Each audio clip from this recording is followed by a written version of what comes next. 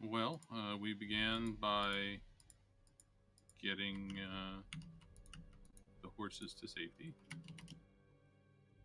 Mm-hmm. There was some investigation of potentially being safer further into the circle as more things were dead. And then once we sort of reconvened, we started heading in.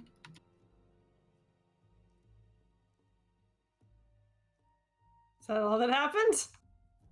There was a cameo by Zoe's family, and Fire went off for an adventure to try to find his friend, but I don't believe he was able to find him. Mm-hmm. And Kamail set up a political partnership between Blackcaster and Korkaman to help with repair the damage from the fire. Monocle. And we venture into the cave eventually that we found in the middle of the thing. We were like an hour inside of it, and some humanoids with tentacles in their mouth attack us. They were covered in goo, and a giant tree happened. And Pert kind of went, oh shit, that book, and started reaching into his bag before realizing, oh, better deal with the people that are going to eat people's faces first. Mm-hmm. Hey, at least it wasn't Kamail getting eaten by a monster for once. True. Yeah, I you. believe we left off with us kind of standing around looking at the tree going, well, what the fuck are we supposed to do with this? Yes, during your battle with these very unsettling looking creatures, Fire used the power of his staff to bring a treant into the world, and it's not a summon. It's just here now. In this underground cave. Deja vu. So as everybody is calming down from the battle, picking yourselves up, looking at the corpses of these strange looking humanoids that just came out at you, what would you like to do? What time of the day is it? I'll be honest, I don't remember. We had just basically rested. We came back, and we were But going in. we were going. I don't remember if the end we were going at night or normal day. We rested until the moon came up, then we left, walked across the thing, found the cave, and traveled in the cave for like an hour. So I would say No, because you rested like in a bare spot in the middle of the black goo forest. Oh, that's right. No, we And so rested you woke right up at before we went in. yeah, so you left or you like entered the cave. You left your space, your resting space at like noonish. So it's like afternoon then. Yeah, early afternoon.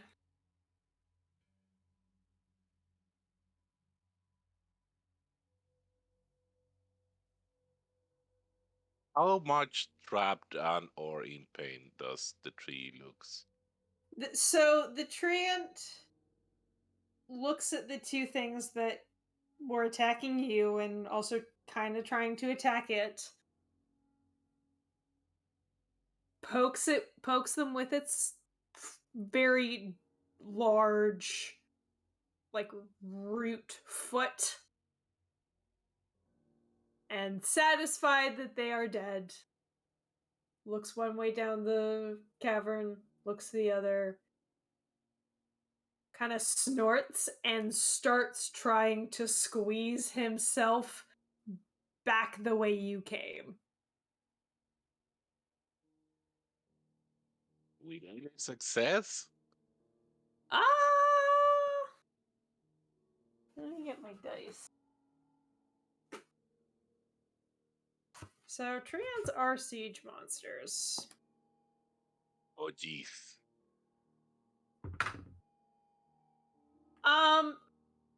Yeah, it starts trying to squish its way through this like 10-foot, less than 10-foot section of passage.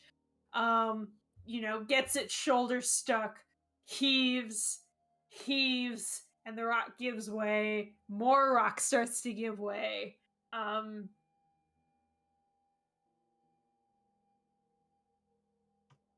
Is it at Wait. risk of collapsing?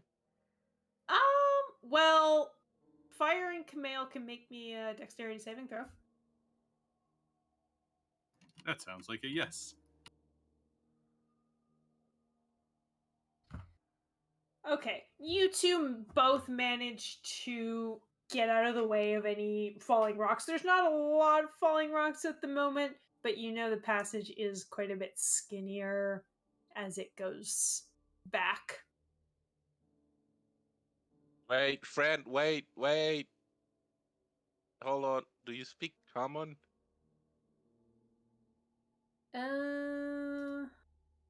It stops and looks back at you.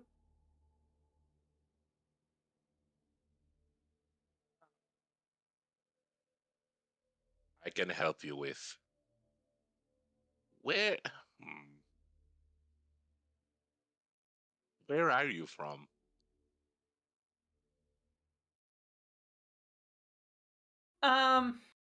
He looks around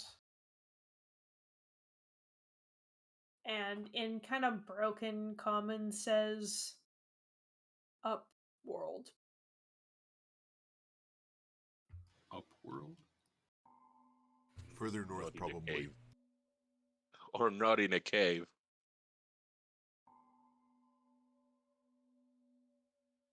Oh, guys, I'm so sorry. I know we're in a mission, but I I feel kind of responsible, and I don't want to leave them either here or outside with the goo. I will say Rizwan is probably lost in her own little world, but I also don't want to leave the tree here.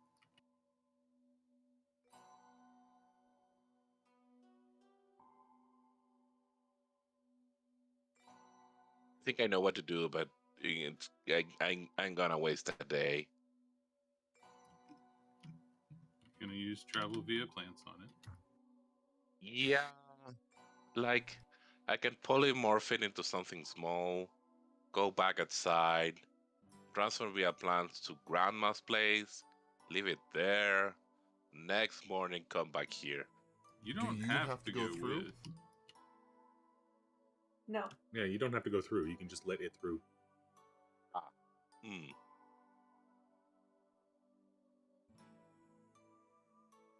Zoe,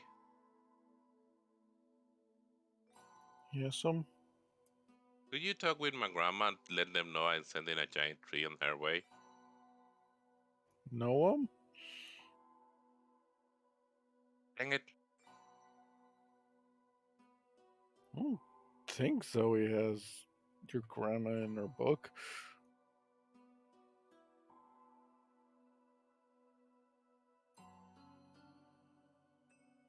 Well, it's going to be a surprise then. As you all are standing around trying to figure out how to get this tree out, it looks back at Fire and kind of motions back through the cavern and says, I go." No, you're gonna damage yourself. Give me 1 minute and I'll take you outside. Okay? I smash. No, don't smash. So, Jamie, Mm-hmm. I know dark vision allows you to see in grays. Is it Yes. good enough for Pert to read? Yeah, I think so. The book's probably like 3 inches from your face, but Yep. Pert is deep into the book of illustrations. illustrations. I'm pretty sure that's what you called it. I am not that kind of person, David. Somebody might have made that joke.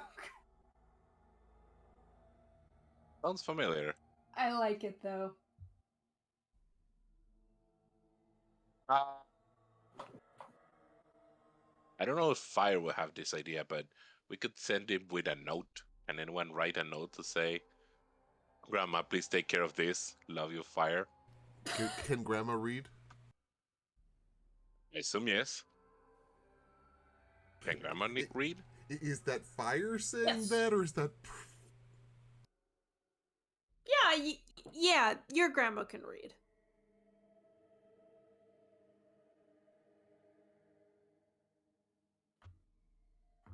Then instead of a whole day, could you guys give me like 2 hours and I'll BRB?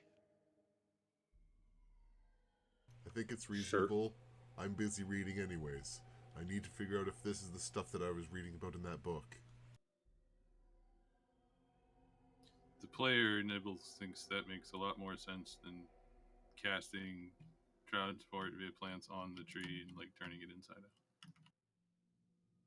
Yeah, no.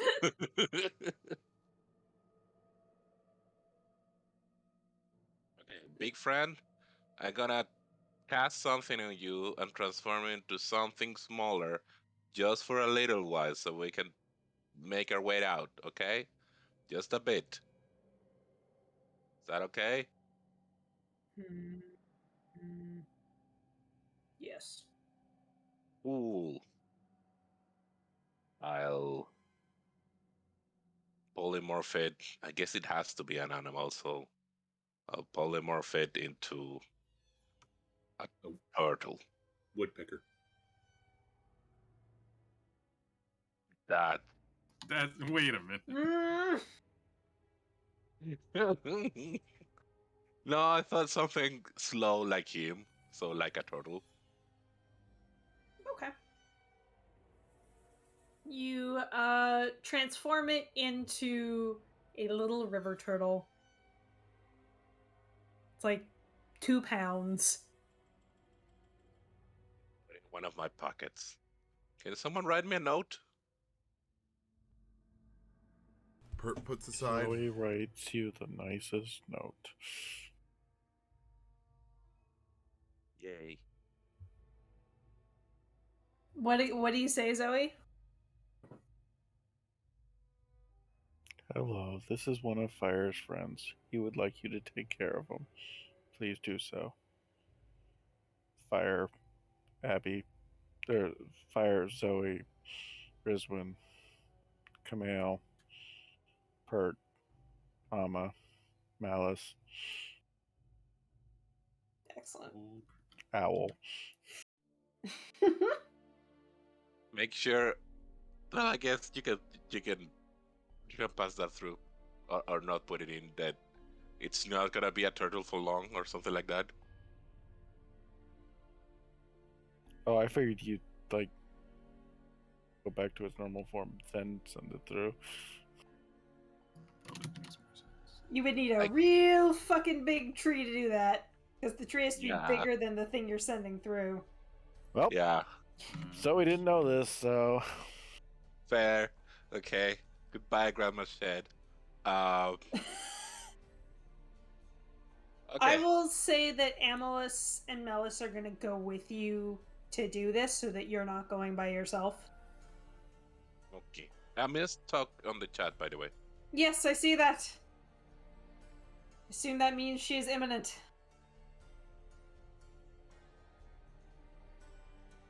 Okay. So we run off, so we don't take much time. Okay, so Pert, Emma, Melis, start making their way back through the crevice. River turtle in hand, in pocket. Wait, Pert? Hmm? You said Pert? Did I? Yes. You did. You did. I was going to ask if I was needed or I if I was just I guess I escorting. was thinking about because you were coming up next. Sorry. It's okay. Fire, Emma, Melis are going back with the river turtle. Pert, please make me an investigation check. Investigation. 23. Ooh, So you do indeed have the book of illustrations. That definitely was not me who came up with that. I'm going to reread the episode if I have to, just to figure this out. You were very smart to take it with you. But the illustrations that are within the book do seem to be very, very similar to these creatures that lie dead at your feet.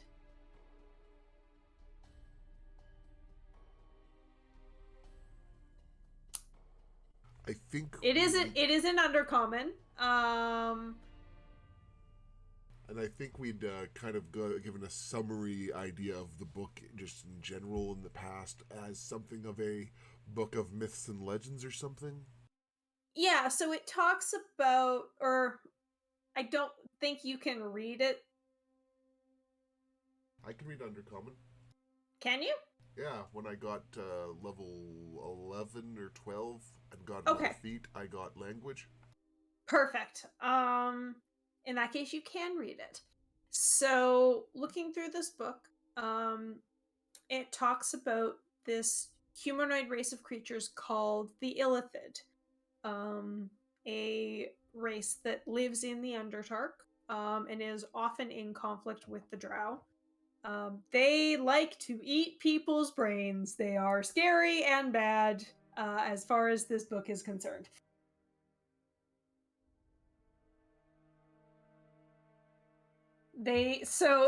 You do come across a section where it describes how they will wrap their tentacles around somebody's head and then with their beak kind of drill a little hole through the skull and suck out the good stuff. So, Rizwin? Rizwin has this little dot of blood on her forehead. Rizwin, apparently they thought you were tasty.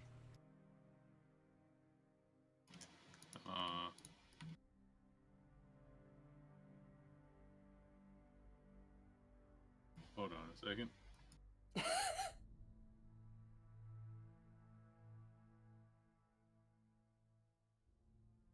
Now, obviously, this is all based on hearsay and conjecture, but they seem to think this. I don't think she reacts. Oh, there's Mist. A mist? Yeah. Poor sleepy kitty.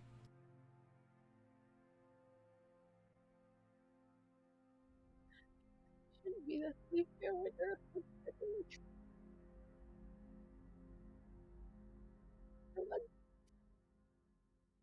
A barely hearable mist. Sorry.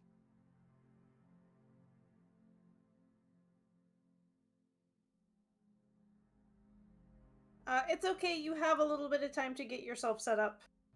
Do you want to just give him a few minutes to Yeah. take some time to prepare? No, I'm ready. You ready? Okay. So I had Emma and Melis go with fire to transport this polymorphed treant out of the cavern. So that Fire was not going by himself. If I that's send it okay. to Grandma. Yeah, I'm gonna do that. Yeah. Okay.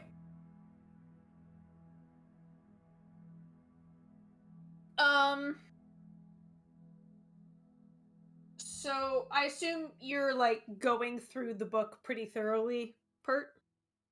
Yeah, since he's got the time while he waits for Fire to come back, he'll go in deep, and if the topic gets completely off of the creatures that we seem to be dealing with, he will skip a couple of pages until it seems to get back to them again.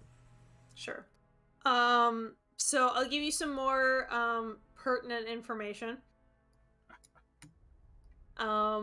So they like even though they eat brains, they tend to prefer brains of sentient creatures. They don't tend to care for animal brains, but they might eat them if they're like got nothing else. There's a chapter about the illithid life cycle, which is really, really disturbing. That they start as like little tadpoles, and then they find, or they are found a host to mature within.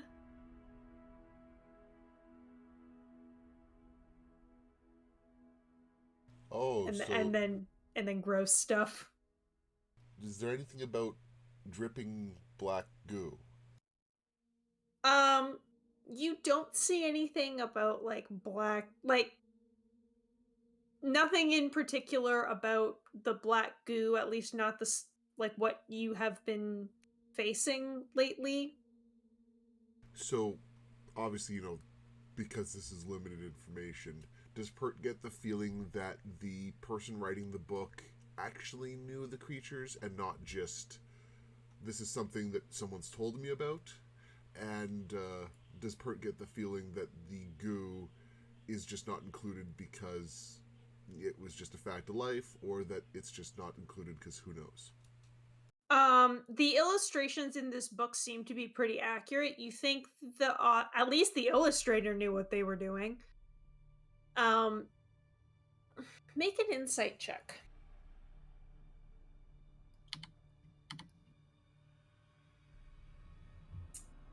The author of the book seems to read as though they're pretty knowledgeable.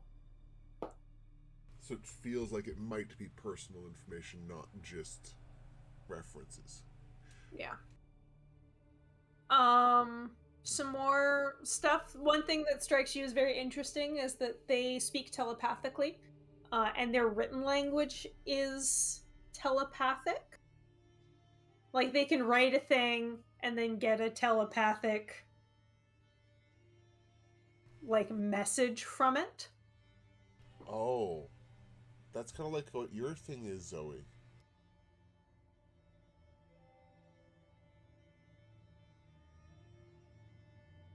Like the book, you mean? Yeah. Did you just call me in it? Stare. um No stair, only ramp. So the last interesting thing you see in this book mentions something called an elder brain, which is, I guess, like this like central authority figure within a colony of illithid that every illithid is psychically linked to. The mother brain kind of overlord of the colony. Yeah, kind of creatures. like a monarch, and it doesn't really say what the elder brain, like it just says that there is this entity called an elder brain that rules over all of the illithid in the colony and is psychically linked to them and is like a queen in a beehive. So potentially giant, super angry tentacle person as well. Rizwin, maybe be less tasty. Still no response.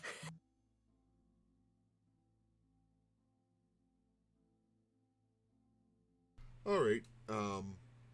Pert will probably spend the rest of this downtime while the others are running around with a plant tree turtle, and continue to read the book, just kind of flipping back and forth to see if he can find anything else relevant. But we don't need to go into excruciating detail. Okay. What are the other three doing while Pert is researching? And then reading out things at random. Giving Pert deadly stares. I think the first thing Rizwan does is like make sure that these things are dead. Mm-hmm. Like probably just cuts their head off and separates it some distance. Tentacled heads go rolling down the cavern. She might also squish a head, like stomp on it. Okay. I'm not going to describe that. Nope. Fluids come out. All of the black goo is gone from them now that they're dead, just like every other thing that you've ever fought. Did it? Well, she wouldn't have noticed that. And I think after that, she just finds a corner and sits down and has a headache. Is Risen kind of shell shock out of the near-death experience or something like that? She doesn't look like she's having a great time. Well, I'm not there, but yeah. Well, that's true, yeah. Mm-hmm. You don't know. Are you alright?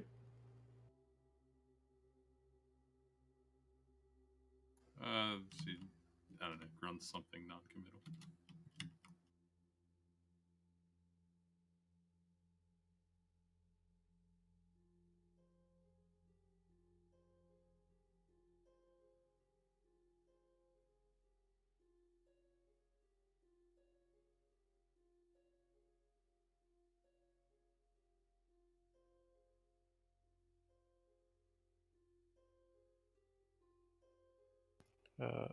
Zoe just goes over to Riswin and like, don't know how to describe this. Just 1 minute she's not there, and the next minute she is like tucked into Riswin. Mm.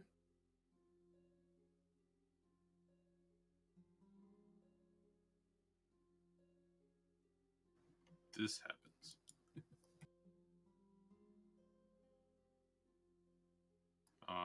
At some point, like after a good long silence, she will ask if she can talk to Alex sometime, but that's it.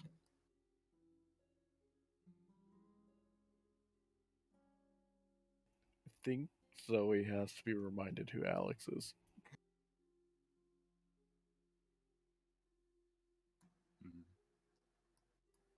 Does Ty need to be reminded, or does Zoe need to be reminded? Zoe does. Zoe was the only one who failed the check. So No, she that's constantly Xander. forgets. That's Xander. Alex who's is that? big sister. Then I need to. Yeah, then I did need to be reminded. Dragon pirate lady. Yar. Well, I remembered now.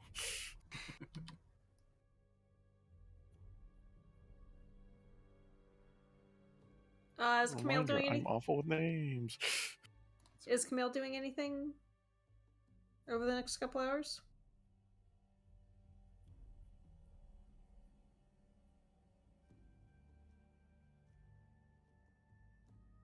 Thanid. I'm sorry, what? Is Camille doing anything over the next couple of hours? Standing guard for the most part. Okay. Make a perception check.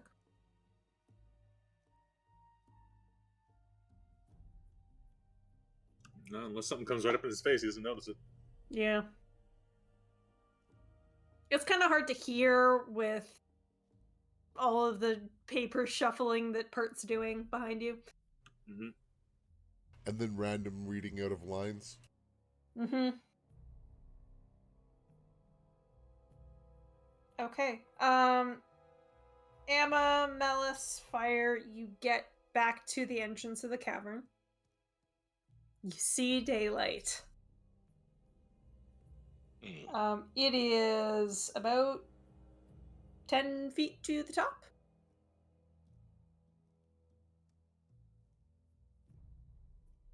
Oh yeah, god damn it.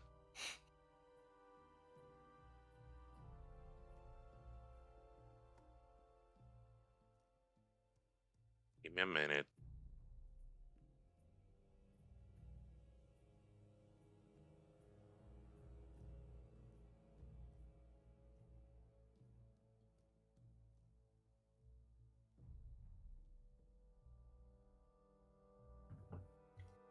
I cast Stone Shape to make some stairs. Okay. Oh, fantastic. More than 5 feet.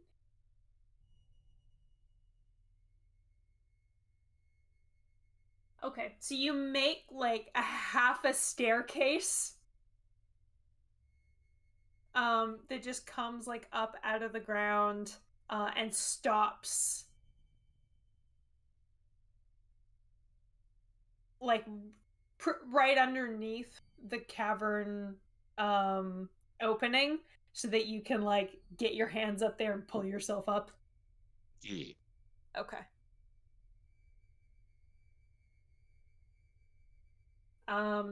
Melis does not need your friggin' staircase. Yeah, Mel's got it covered. Fire, make a strength check.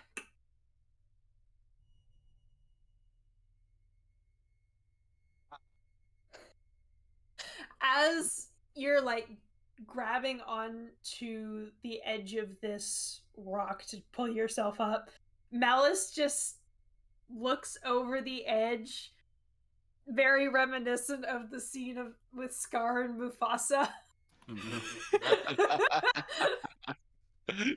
He has this like evil glint in his eyes, but with a 16 strength, you're able to pull yourself up before he gets any ideas. I guess that I have that very comedy movie moment of looking at Melo's face and saying, "Don't you dare!" Long live the druid. He dares. He definitely dares. And I'm pretty sure, Emma, you have a climb speed, don't you? I think so, yeah. Yeah. So you're able to get up with no problem at all. The three of you are back on the surface. All of the vegetation around you is still like covered in goo, just slowly oozing out, dropping onto the ground.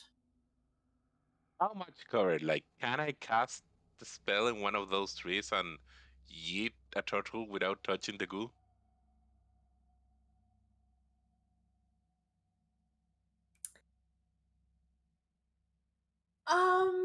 Can you link transport via plants for me?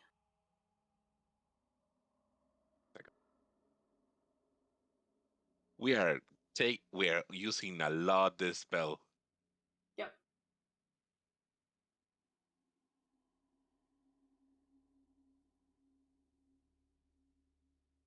You don't So have to touch it. you do not have to touch it. So probably you're not really sure what kind of effect the goo would have on it. But you don't have to touch it. The trainer doesn't have to touch it. Goo could travel through the portal, but only 5 seconds, and the goo is not very fast, right? That's correct. Yeah, and it's like a 5 feet of movement that they need to traverse inside the plant.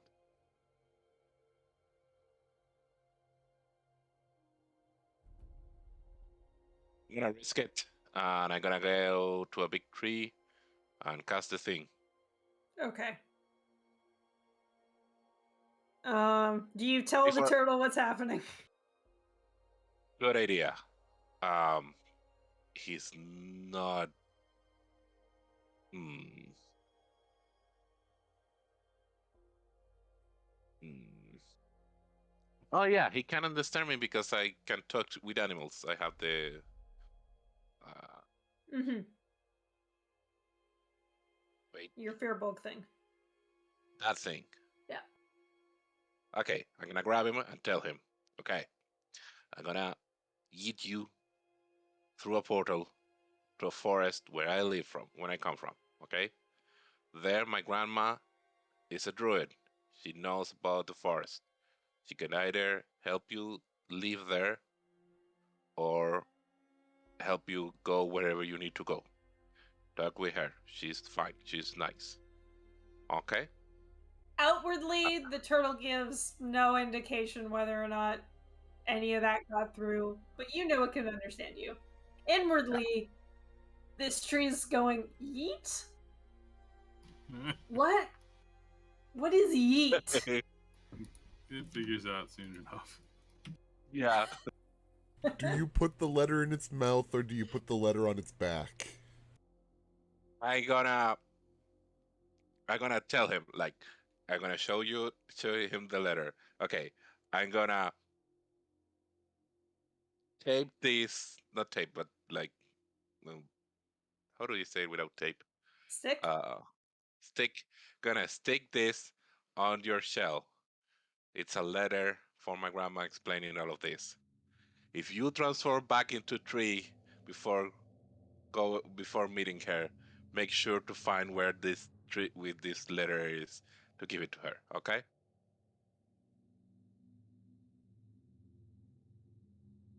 Turtle blinks. Good enough. He tied the thing around him Uh-huh. and cast the spell, and not very meaningful, like just A trying to nice be gentle with, underhanded toss. yeah, trying to be gentle with poor turtle. All right. To be honest, if it's 5 feet, can I go put it in the ground and come back? I think Yeah. it's only one direction. Oh, is it? Is it? No, it does say a No. link. Yeah, I would say you can do that. Okay, I'll do that very fast. I'm gonna choose a tree that I know it's in the border of the clearance for when my grandma is. Mm-hmm.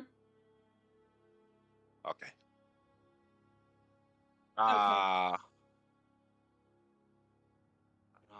Given that if it's one round, I guess I have enough time if I go purely rules wise to to go to the portal, release polymorph, so I know he's not, Mm-hmm. you know, in turtle form. I'm gonna leave the note in somewhere in the ground safe and say like, give him this letter and go back. Okay. I'll do that. I don't have time to wait for a response or anything. That's correct.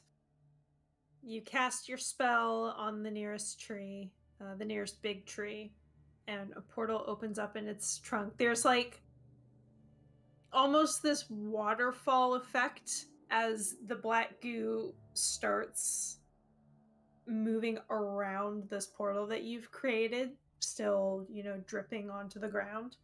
I And I don't I don't mind touching the goo. I will protect the turtles so they don't get touched by okay, it. okay. So you like football carry the turtle, run through the portal, put it on the ground, release polymorph, tell him, note is here, go find grandma, run back through just as the portal closes.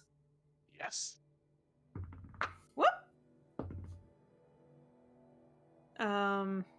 Okay. Wish I could be a fly on the wall in that village. Mhm.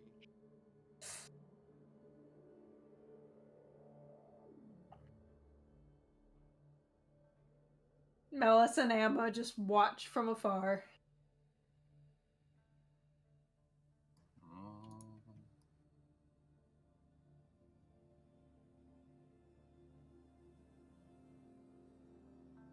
Anything else you wanted to do, or you just heading straight back? Just straight back. I just realized that we could have sent a letter to Emma's parents. Sorry about that.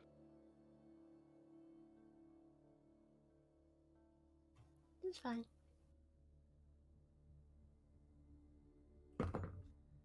Do I have to make any rolls for goo? No, I made a roll for goo. Okay. So yeah, we go back. Okay. 2 hours later, everybody has been reunited. The treant has been safely delivered to Shimmergrove, and Pert has finished researching these strange creatures, who are now beheaded.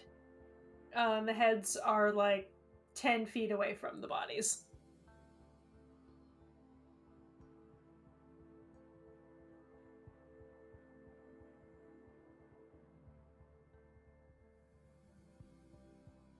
What happened?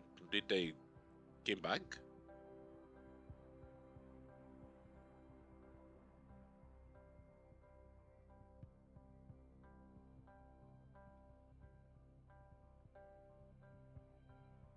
What's up, Costa? Hmm? Oh, I just heard you say, what happened? Did they come back? And no one talked Yes. before or after, so I was like, I will find out if something's going on. Everybody is just very quiet.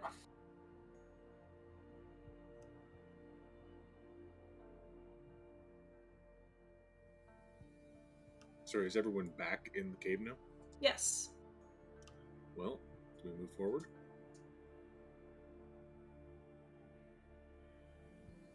Melis goes over to one of the heads and starts batting it around. Well, at least he's got a new toy.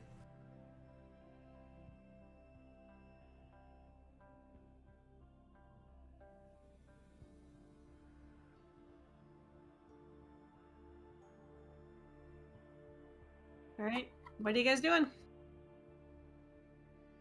Moving forward. Okay. Forward. It didn't give any Or hints in the... forward. Sorry, go ahead, Ty. No, it's fine. I was just being dumb. It didn't give any hints about their habitat beyond underground and fighting with the drow, eh, Jamie? Yeah.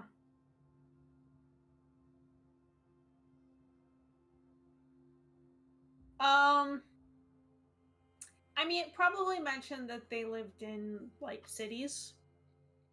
But smaller than the great big cities that the drow had. They tended to be like smaller colony areas. So there's a chance there's a city or colony of some kind further in, so be prepared for more numbers. That sounds dangerous. It sounds like the logical progression of two random creatures enraged by whatever the black ooze is. Okay. You continue on down this cavern. A little while later, you stumble upon a couple of lumps on the ground in the middle of the path.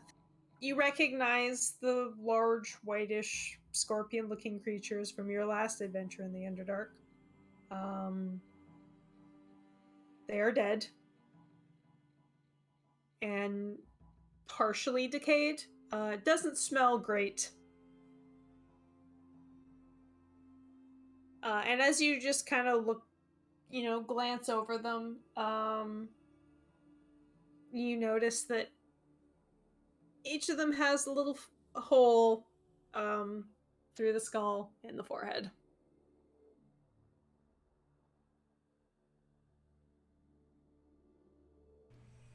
Yep, they were lunch, or at least a previous meal.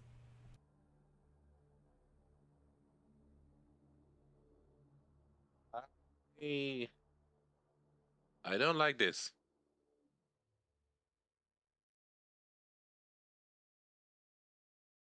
Did Pert relay the information he told us about what he found out about the elephant?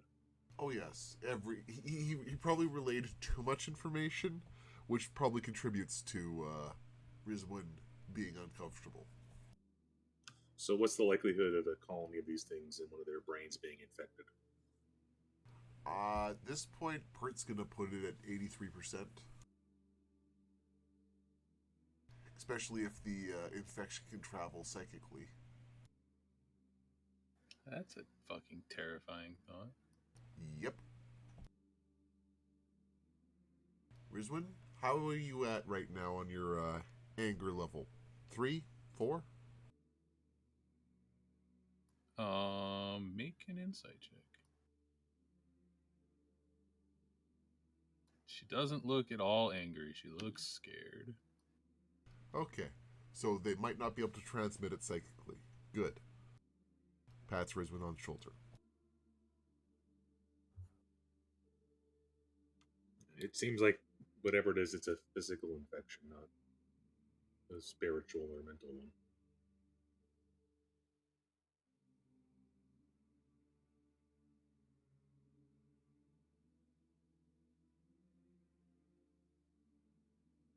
Some problems require fire.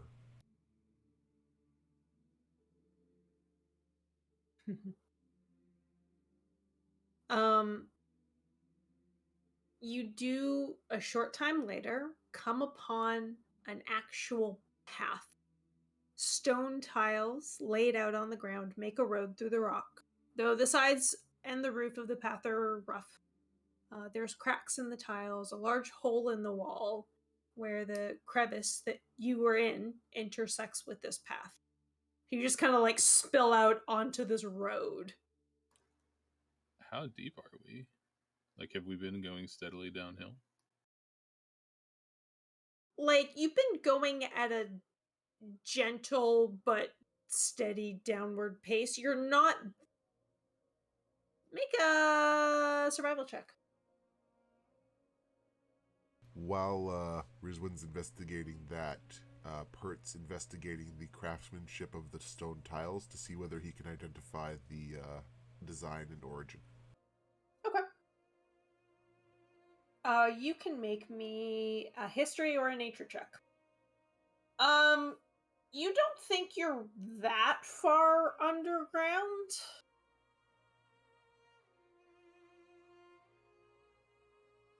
Definitely not nearly as deep as you were the last time.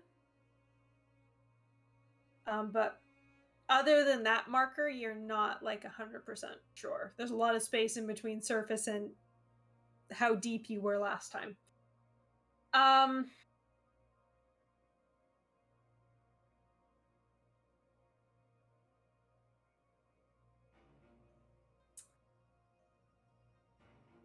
Pert. This, like, this is pretty old. There's a lot of wear on these stones, and there's cracks that look like they've been there for a very, very long time.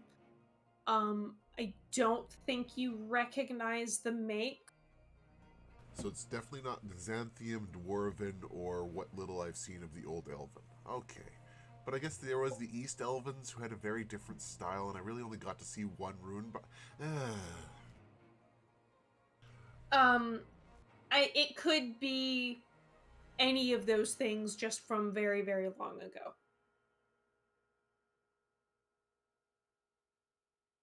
It doesn't look like anything that you have seen or that you have seen in books, but there's lots of world and lots of history out there. Yep. There's only so many books on architecture that he's been able to read yet. Tomorrow I'll read another one.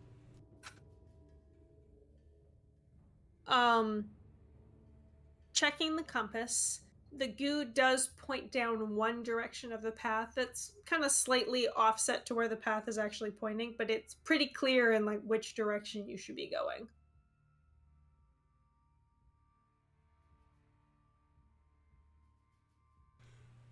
So do we go directly towards the goo, or do we go the long way? I mean, we're looking for the source of the goo. Yeah, I think we go direct. Yeah, but if we walk straight into a bottomless pit of goo... Okay. We'll try to watch out for the drop off into the bottomless pit of goo, and we'll worry about doubling back if we have to. All right. Good argument.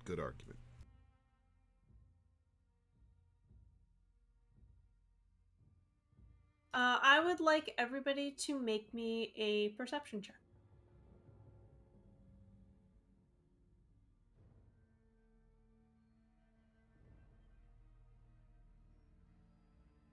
Perception.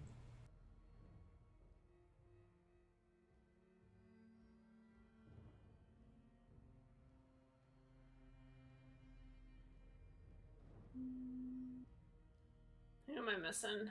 Zoe, Emma.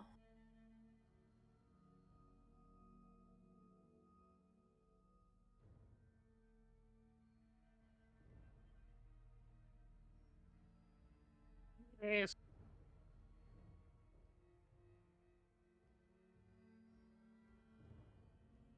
Kitty sleeping.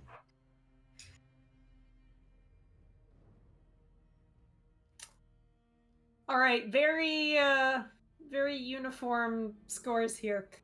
Yeah, we're all kind of keyed up. Yeah. You all notice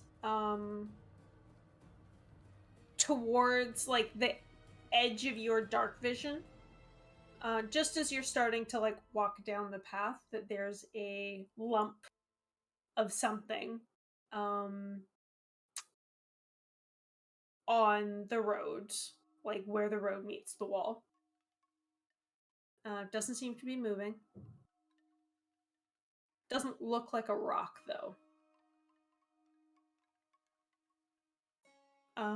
Everybody has their guard up. Is there? I assume there's loose rock nearby. Yeah, back where you were more than up ahead. Can I just pick one up and like kind of motion everybody to get back, and just toss the rock at the lump? Not necessarily trying to cause any damage, but just like a slight tap to see if there's a reaction. Sure, make a dexterity check. Can I just make like an attack roll? Sure. But just not do any damage. Let's do dagger that's thrown. Okay. You throw the rock, it hits this lump with a very soft thud. No response.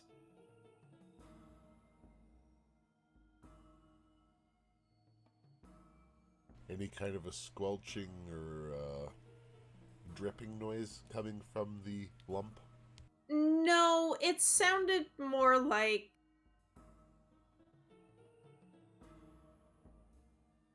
it was hitting stone, but it was muffled. Although I guess the stone could be covered in some kind of cave moss, so really there's nothing to do but get closer unless one of the people with hand-wavy powers want to hand-wavy. I'll get closer. Okay.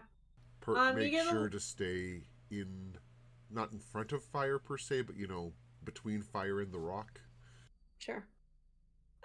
You get a little bit closer, and it becomes clear that the thing that Briswin threw the rock at is like a lump of fabric.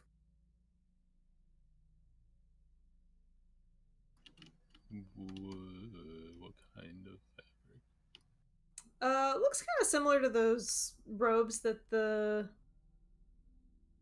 squid people, Illithid, were wearing. The ones that you fought. Poke it with my staff to look underneath and whatnot. Okay. You poke it, pulling back the fabric a little bit. Underneath is mostly bone and still a little bit of flesh. This is a creature that has been dead for quite a while and is more than partially decayed. Is it one of the There does indeed seem to be like cartilage that looks kind of like would be underneath tentacles around the face area.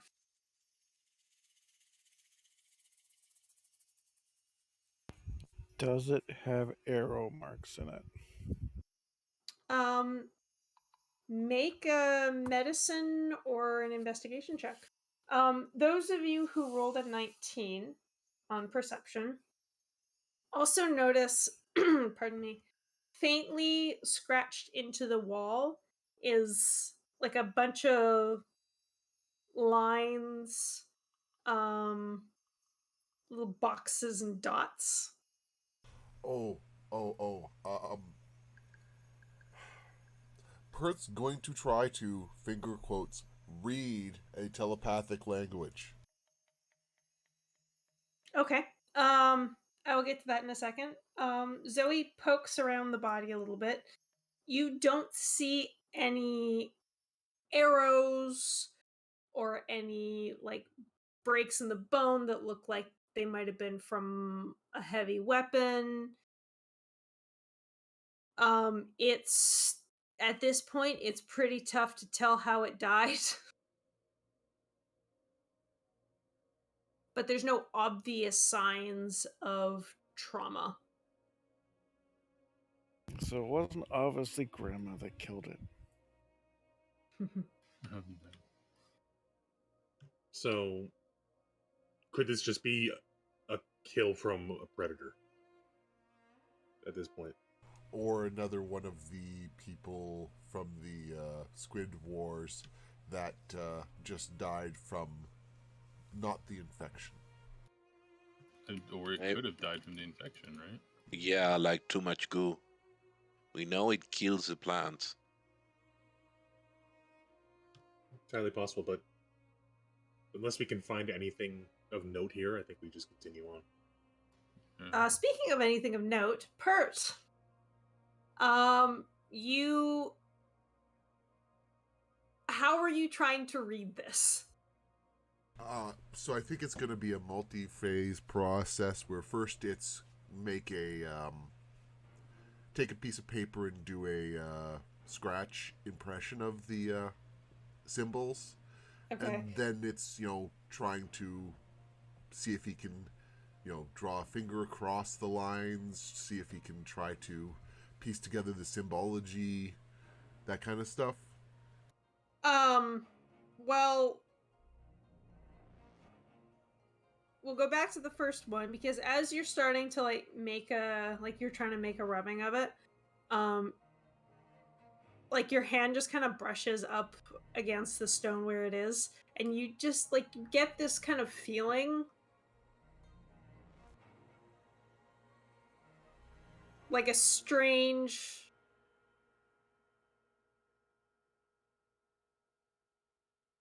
a feeling that is difficult to describe, but you feel like if you touch it, you might be able to link with it. Before you go any further, I would like to just state that Rizwin, if Pert goes into a trance or starts seizing up or anything, she's gonna tackle him away from it. Okay. Do you want to put your hand on this writing? Okay. Please Once he's done the rubbing, yes, he will absolutely touch it with his bare hand. Okay, please make me an intelligence saving throw. Hey, so here's the neat thing about Pert. Oh, yeah, I guess Kameo would be nearby, right? I should have, Probably. Yeah, probably. I'm okay with saying that. Pert always has advantage on saving throws for int, mind, and charisma. Fantastic. Do you There's have this. that? Is he within 10 feet of me? Shirt. When you first touch it, there's this second of trying to fit a square peg into a round hole. Like you're trying to meld with something that doesn't fit with you. But your analytical Vidalcan mind manages to find a way to make sense of what you are trying to communicate with. And you get the message in your head, only madness lies ahead. Is this a nosebleed situation or a bleeding from the eyes situation? No, because you succeeded in your save. You get the sense, though, that trying to do this and not being prepared for it, or not being quite as Mentally strong? yeah, it might lead to some bad outcomes. Rizwin, I think this stuff is... It's a warning. Essentially it says that there's only insanity or only danger or only disaster or something to that effect ahead of here. I think this one actually realized their... I'm going to use the word from the book, colony, was doomed, falling apart, somehow eating itself alive, and this one tried to leave a warning behind. I recommend, unless you're really prepared to have a headache, don't touch their writing. That was a trip and a half. I'm going to suggest out of character, I think, because I don't think Rizwan would put this together. A head in a psychic language of a people that lives underground probably means the surface. Probably means what? The surface. If they're leaving a warning for their people that madness lies ahead, they mean don't go to the surface. Sense. Yeah. But the... Okay, sorry. I totally get your out-of-character explanation. In character, Pert would argue that... but we know the goo is ahead of us, so how can it be that they're talking about the surface? But that doesn't mesh because you were talking out of character, so I don't know how to communicate that properly. Well, actually, that could make sense. Maybe they're coming from the other tunnel or something. There we go. That's mean, a if we good do- point. There's madness in either direction. Let's just pretend that that's what it says. Yeah.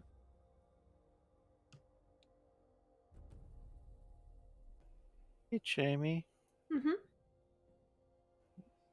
So Zoe can read all languages. Mm-hmm. Can read all writing. What does it look like when Zoe tries to read it? Not touching it, just tries to read it. You get this weird, like, swimming sensation. Like the text is trying to sort of form into something you can read and is just not settling. You would also have to make the check. Your check would be easier because of it. But it is still like a psychic language, and so you need to like connect with it. Like she can attempt it, or like she needs to do a saving throw. Yeah, like you would have just mechanically, you would also have to do a saving throw, but because of your invocation, yours is a lower DC. Does that make sense? It makes sense. I'm asking, are you asking for a saving throw right now? No, you can just like kind of have it in the corner of your eye and it's a bit uncomfortable, and as long as you don't like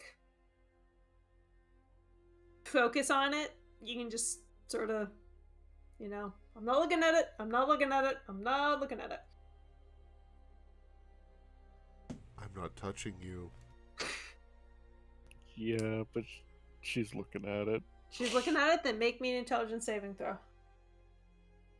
Just to be clear, she's not touching it though, right? 16. 16? Assuming Kamel's still nearby. Yes, 16 is enough. It's like, it feels like there's a bit of a nail in your head, but you are also able to read only madness lies ahead, or have it like in your mind.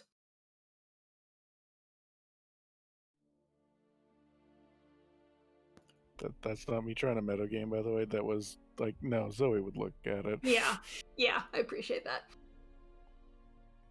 What's the opposite of metagaming?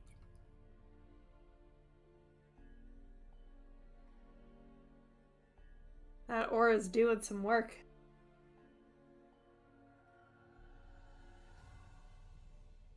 I mean, I don't So think his this changes headband's not anything. hurting either.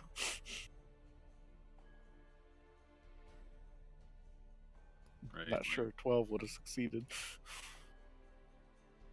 Probably not. Sorry, what was that? Nibbles? So I don't think this changes anything, right? Like we're still Yep. going. We just have a warning that even whatever these creatures are, they had a problem with what's going on here, by the looks of it. At least that's the emotional outcome I come from the language that passed through my... It's hard to talk about a language that's thought. Mm-hmm. Pert gets into a conceptual tizzy. Word. Onwards.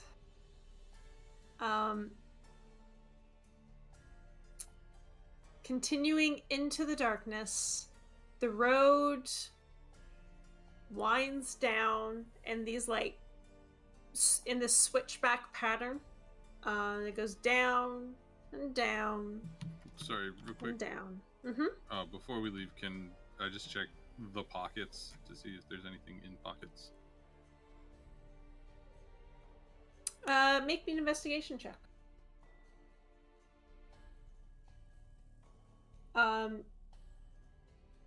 You find a handful of broken glass.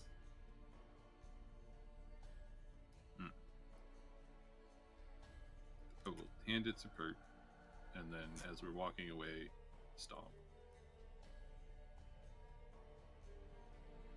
As you're walking away, what?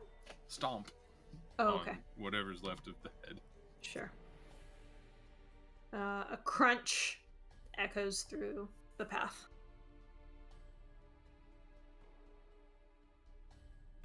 Hey Jamie, can Pert try to conceptualize what the glass might have been? This isn't a 5-minute thing, this is a 4 later thing.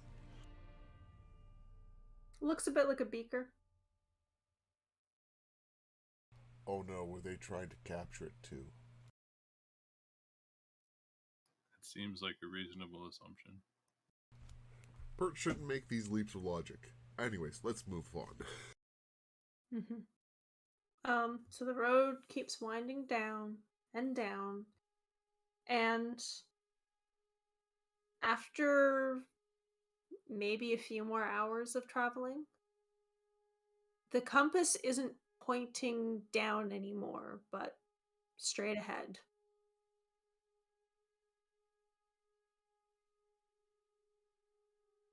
Does the path agree? The path does follow the direction that the compass is pointing. I would like everybody to make a perception. No, I'll use passive perception. Who has a passive perception over 18? Pert? Yep. How much? 18. I know. Emma?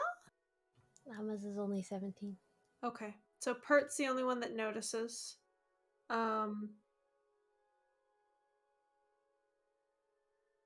For a second, you think it's like one of those little gray oozes that you saw the last time you were in the Underdark. But it looks really, really dark. You see this little, like, black gelatinous thing moving very quickly over the ceiling.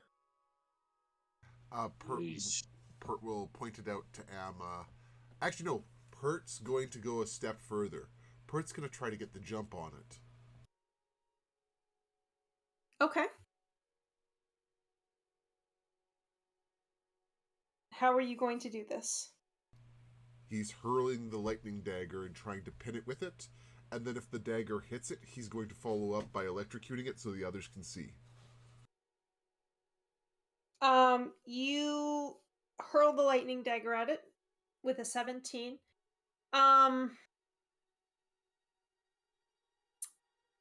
You impact the middle of it, and it just moves around the dagger and just keeps going.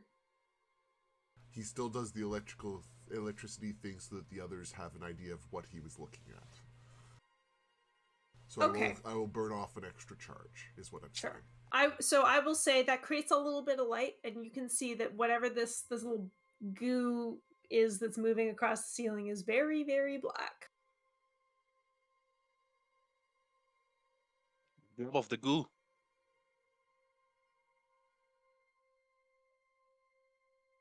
And get my weapon out. It seems to just ignore you and is booking it along the ceiling in the direction that you are going. And pretty soon it is out of your sight. Pert walks over and kneels down beside Melis. Hey, buddy. Can you help? I'll give you a fish if you can go get that for me. Hey, what? I'm sorry? Are you talking about the dagger? Yes, he's asking Melis to go fetch the dagger off the roof. Make an animal handling check. I definitely thought he was talking about the cube. I did too Yeah. for a second. Sorry, that should have been a animal handling, so it's 4 points lower. 14.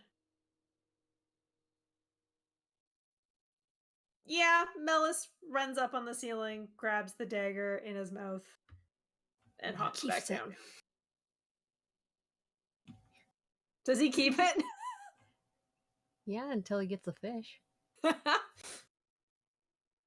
Pert goes through his rations in his bag and finds something as close to dried fish as he can find.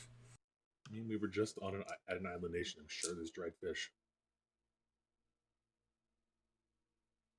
Melis looks vaguely betrayed at the fish ration. Melis will remember this. But, food is food. He drops the dagger so he can eat. Pert gives a quick inspection to make sure there was no goo on the dagger or Melis's mouth before he lets Melis actually start eating. Yeah, Melis seems okay. Okay, so whatever it was, even if it was the goo, it didn't stick to the dagger or Melis. That's good. Mm-hmm.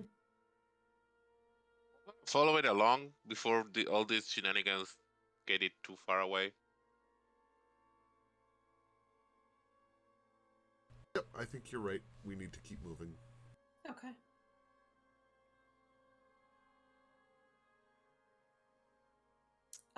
The ceiling starts to get higher. The path starts to widen.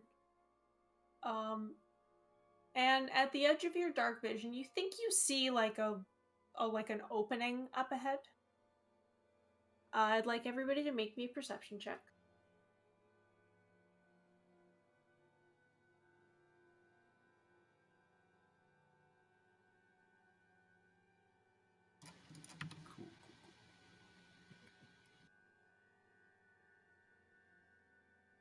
Okay.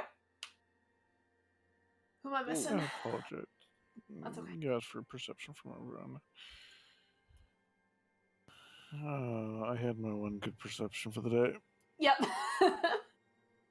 Emma and Pert, you think you hear like a thumping sounds coming from up ahead. Not like big echoing thumps, but just little like thump, thump, thump, thump, thump, thump.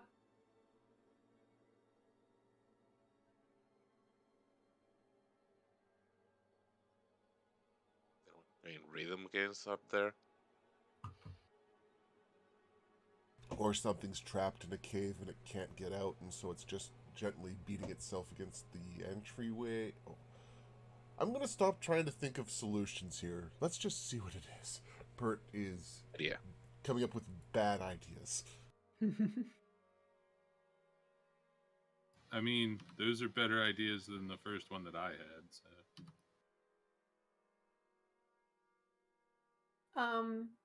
You walk forward to where you can see the walls like curve away from you very drastically. There is no light here. You can't see very far into the cavern, but you know it's a big cavern because of the way the sound changes. The echoes of your footsteps are larger, farther away. What you can see as these rock walls curve away from you are holes in the walls of the cavern, openings large enough for one of you to fit through, spaced out pretty evenly and pretty far apart.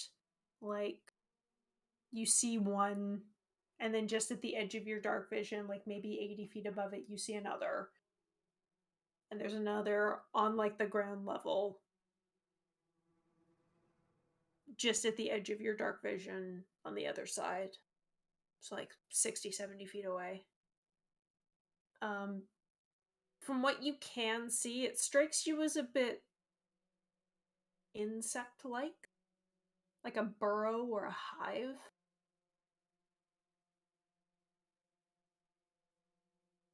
Your imagination kind of fills in the gaps. Like there's holes all around these cavern walls. You don't know if that's actually true or not.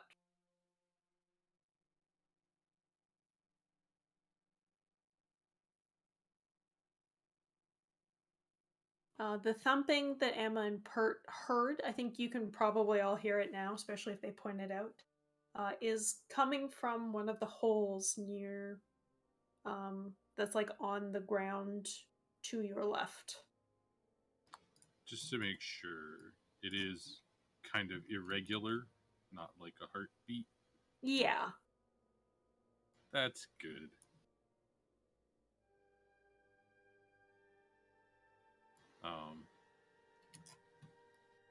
Just for clarity, your compass is pointing straight forward into the darkness. Like the place of the beating noise, or No, not towards the... It's not a beating noise, it's just like little thumps. yeah, no, the thumping, beating. Sorry, the heartbeat thing's stuck in my head now. Yeah. Okay, and if Pert walks to the hard left or hard right of the current tunnel, does that make a noticeable difference to the angle, or is it still pretty much unchanging? How far are you walking? Of the chamber we're in currently, the far left and far right side, without going any closer to the noise. So you're just like walking the length of the opening to this cavern? Yeah, just to see if that Okay. makes any noticeable difference to the compass's direction. Yeah, a little bit. Okay, but it's not drastically 400% change, so it's not 5 feet away on the other side of the wall. That's Then correct. I would recommend just actually, Emma,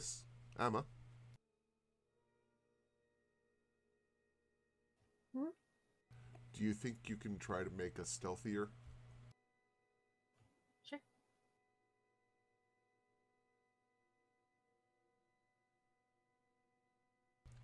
So yeah, Pert asks Emma to cast Pass Without Trace, so that way we can try sneaking past whatever this is without causing it to try to ambush us. Okay. Just so I can make sure you guys we're all on the same page. This is kind of what you see. Like you're in the entrance and you can see the walls curving away from you, and that's it. Yeah. And we would you want to? We don't see the end of it, right? That's correct. and We maybe want to try to light it up in there before we go in there. I can see both that being a good and a bad idea. Can do. There's like little holes in the rock here. And... That's completely contrary to going stealthily. I don't see. I don't know which one is better, but I'm pointing that out. Yeah, that's why I'm saying, like, I don't know if that's a good idea or not.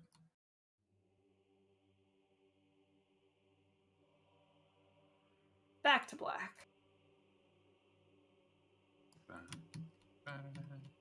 Do you want to take a break here while you guys think about what you want to do? Yeah, I gotta go to the washroom as well. Yeah, me too. reasonable. All right, 5-minute break.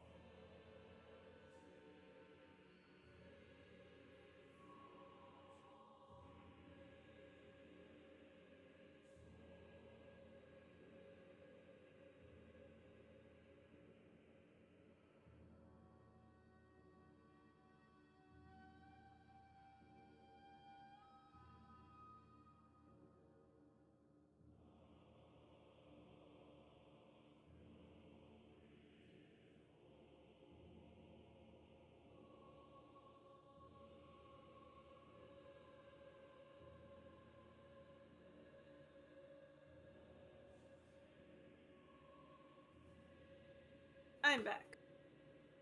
Welcome back.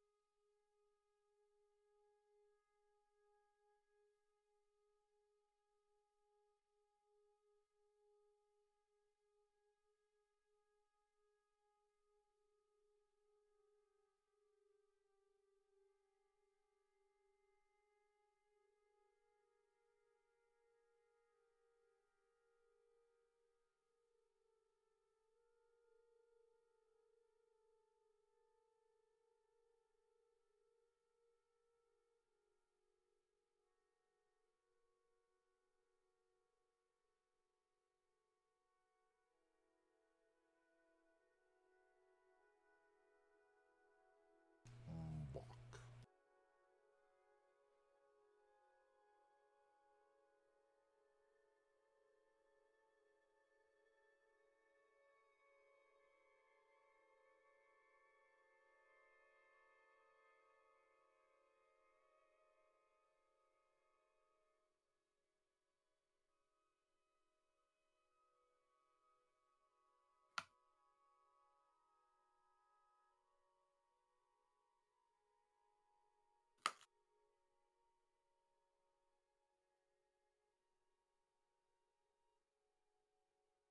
So have you started watching the next season of The Boys, or are you waiting to binge it all at once? Yeah, I think I'm gonna wait till it's all out. Never got into the boys. I read the comics. I just didn't jive with the TV show for some reason. I liked the first half of the first season when I was watching it, but I've always just meant to get back to it. It was definitely enjoyable, so I'll get to it at some point.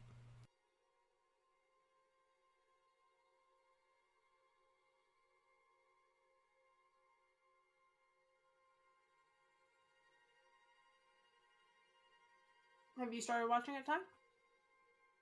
I watched the first episode.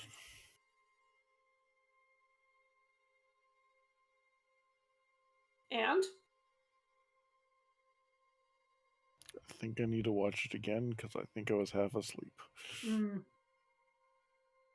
That is also valid.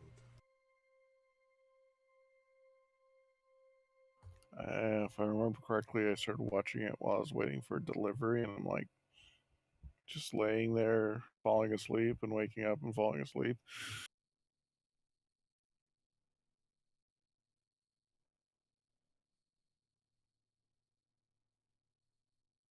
I'm back. Welcome This back. season of I'm For All Mankind has not been catching me as much as the last ones have. You know what's been really good so far is third season of Orville. I haven't watched the first season of Orville. It before Discovery and everything else came out, it was better Star Trek than Star Trek. Yeah, but Best Star Trek is also was considered the worst Star Trek for the longest time. So It's parts of it are better than Next Gen, and the better parts of DS9, I'd say. I have heard that gonna argued say, both yeah. ways by the same person, so I get what you mean. when you said Next Gen, I'm like, yeah, but I think DS9 is the better Star Trek. It is. I mean, it's my favorite series of all of them, of all the '90s ones, I'd say. I put them in very distinct categories. Like TOS is in its own category.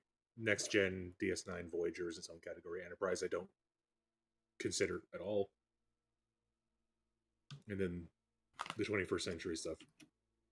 Enterprise is not as bad as they make it, as people remember it being. It has flaws. It has massive flaws.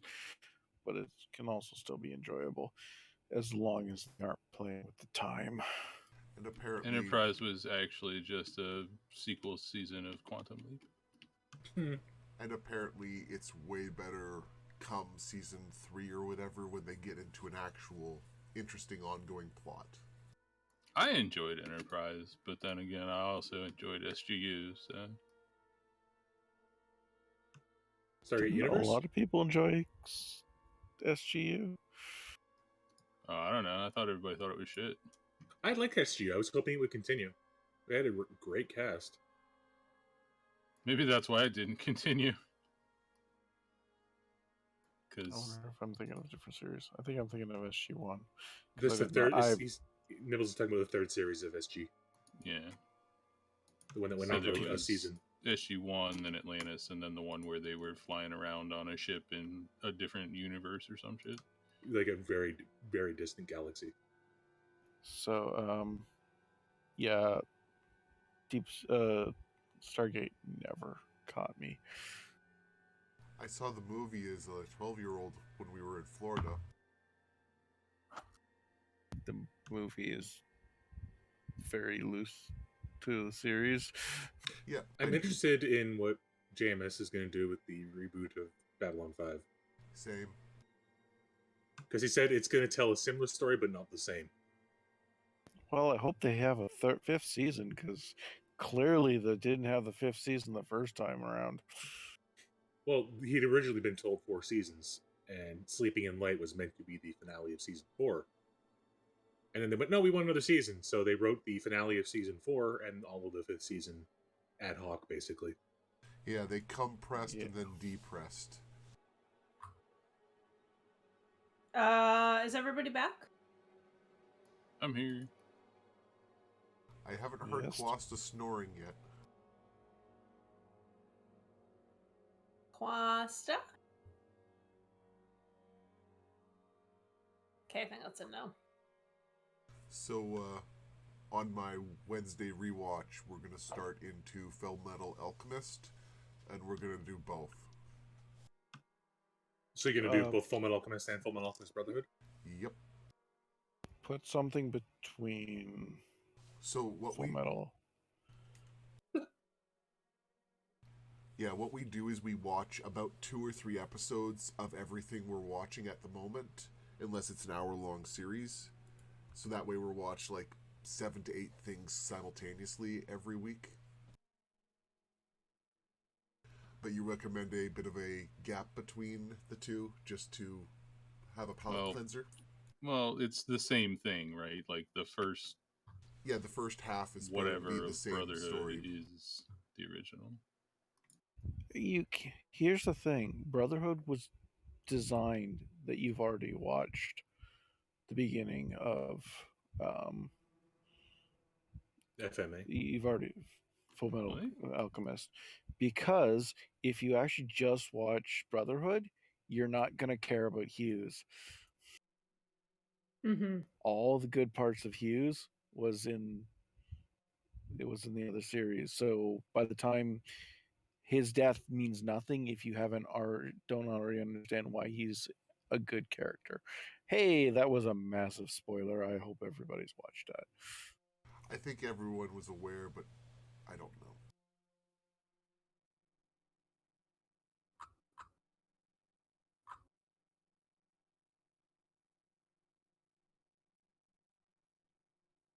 We recently restarted The Mandalorian because I had only watched the first 3 episodes and he'd only watched the first season. So it is still awesome seeing Baby Yoda be awesome, because Baby Yoda is awesome. I have not watched any of it. It's not actually Baby Yoda. Sorry for the non-spoiler. I'm well aware of Baby Yoda. And we're nearly at the end of Pat Labor, the TV series. Which one?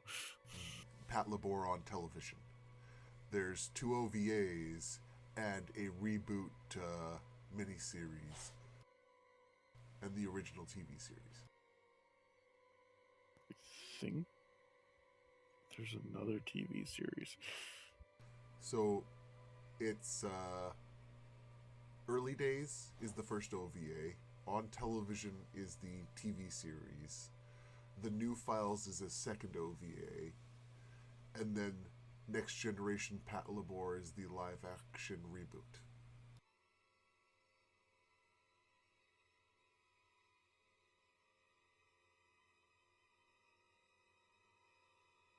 But I would really love to see a actual proper anime reboot with the main character being like 30-ish, because she's a very interesting character if they ever gave her character development, which they rarely do.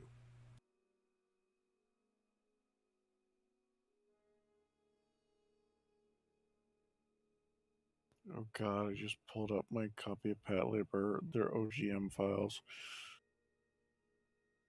They're what files? Oh. OGM. I know this isn't what that means, but all I can think of is the song OGM, We Are All Family. Hey, at least they aren't RM files. Real media. You worked somewhat. Yeah, You because were Real Media trash. couldn't do audio.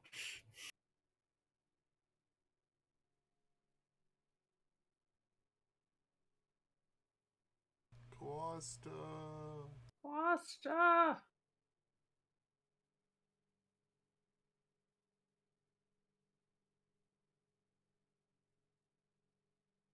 I don't know. I don't think OGM has been a thing really since like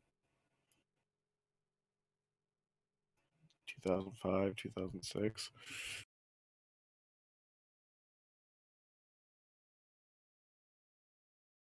I'm wondering if he did fall asleep. Mm-hmm.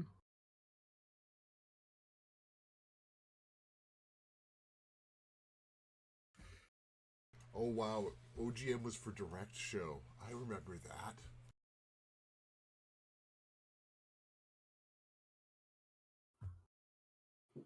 Nope. Sorry. Maybe So, did you fall asleep or something No. need your Um. doubt? I bathroom break took too long. Ah. We started Big shit talking about happens. anime a lot, so we were worried we'd bored you. No, I'm sorry. It took long. Sorry. It's okay. It's okay. All right. What would you like to do, guys? So we found this side passage where there's clicking coming from, right? Mm-hmm. Well, it's not a path, right? It opens up into like a cavern Mm-hmm. Yeah, an opening, sorry. that we can't see the end of. Put you back on the drawing. And what were the red circles again? These are like openings in the rock. And they go Okay. up too. Like, How big? presumably, And these we're are the up little here? tunnels that You are the here. ooze travels around in. And how big were those holes? Like, you could comfortably fit single file through them. And to be clear, there's not like ooze everywhere, right? You don't? Yeah, you don't see any. I think anything down here that the user's infected is going to be able to see in the dark, right? Presumably. It's a good Yes, yeah. extension of logic, yes. So they can see us no matter what. Going in with lights makes sense because it could potentially be a disadvantage to them. Creatures that have lived their entire lives in the dark are often at a disadvantage in bright light. Mm-hmm. I didn't prepare daylight. I'm sorry. That's okay.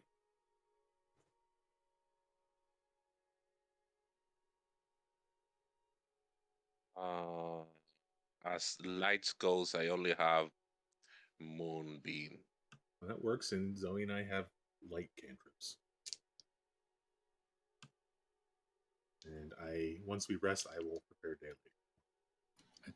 I think we probably all understand how light works at this point. Like in general? Yeah, like this The spell. characters understand how the spell works. Yeah. Yes. I mean, at worst, it'll provide a distraction for them. Let's like I don't know, a rock or a coin or something, and Sure. just chuck it the fuck in there. Let's do 2 just to light up an area of 60 feet. All right.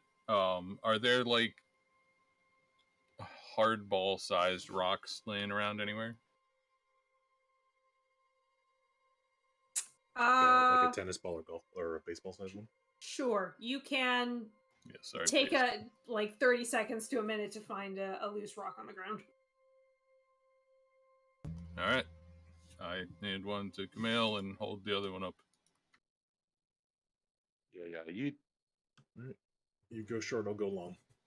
I was gonna say one of us goes left, one goes right. That works too. I'll go left. I'll go right. Eat. Okay, so you're throwing the rocks like, oops, this direction and this direction. I'm throwing mine like this. Okay. And let me do a line. Woohoo! I'll do mine in that direction. Okay. You can also make me a strength roll. Wow. Less good. So we went both left, right, long, and short. Yep. I blame it on the fact that the glaive got in my way. Could be. So these 2 little points of light go sailing into the blackness. To the right, the one that Camille threw, you don't see very much at all. It just looks like a stone floor. How far does the light extend? 20 feet? 30 feet. 30 feet? Yep. Yeah, it just looks like open, like a floor. The one that Rizwin throws goes a little farther. I would like everybody to make a perception check. Point of order is actually bright light in 20 and dim light in 20, so 40 total. So it is. Okay. So it's 40. Okay. You said perception? Yes. Precipitation. It's okay. Listen, get all those bad rolls out now. I haven't had my rest yet to get my wisdom point back. Oh. Okay, so basically Camille is still like watching the rock that he threw. Getting distracted by the shadows it throws off. Yeah.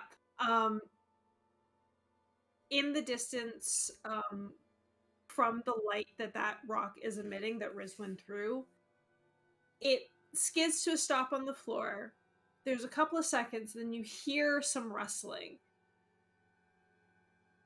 And yeah, like rustling sounds. And an illithid comes out of the darkness, just like rushing up, no sense of danger, no sense of caution.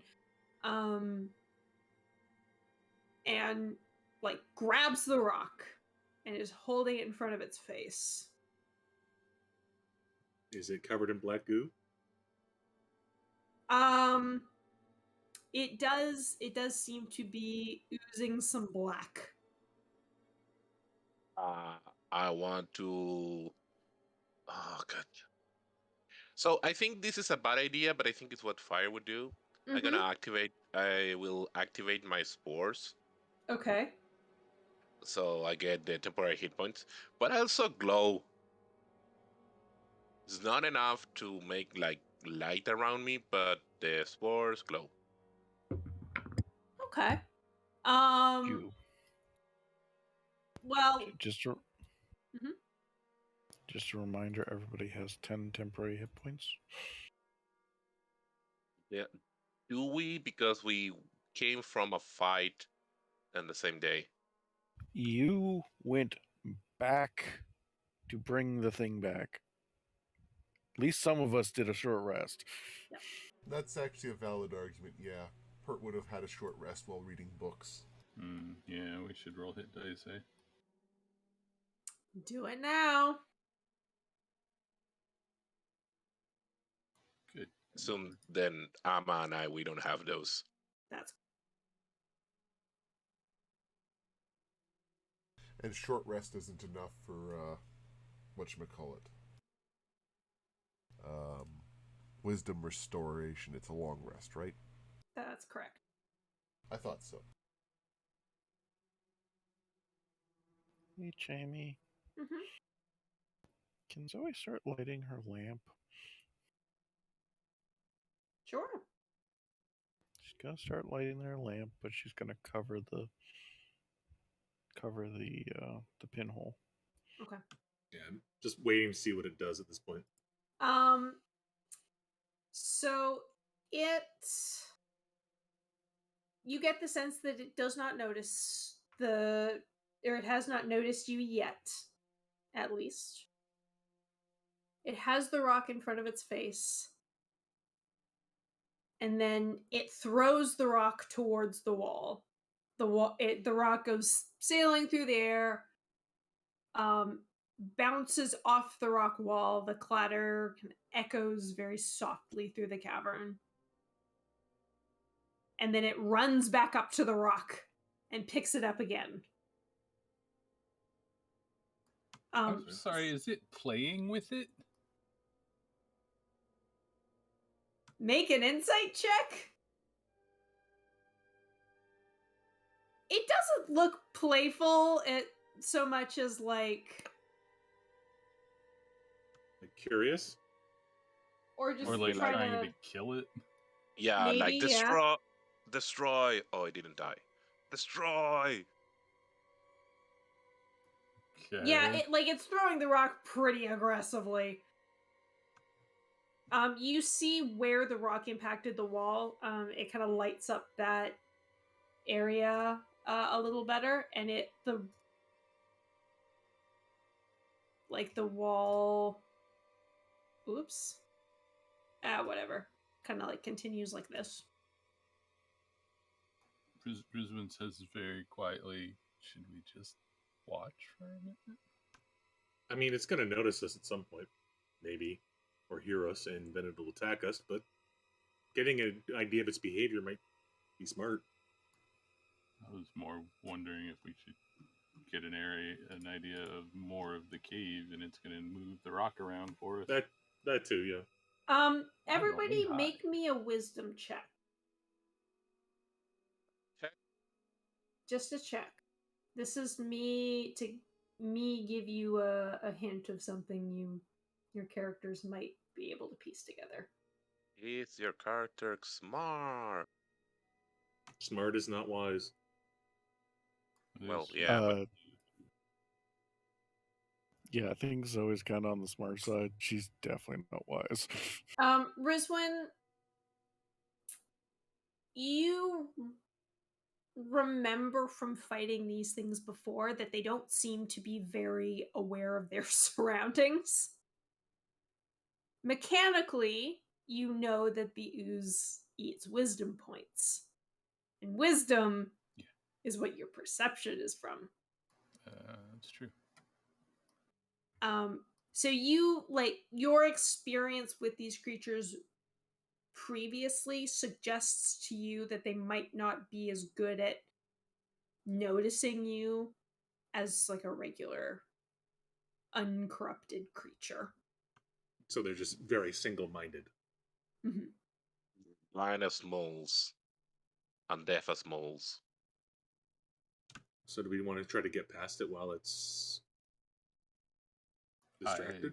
I still vote that we let it light up more of the cavern so we can see what the hell is in there. Sure.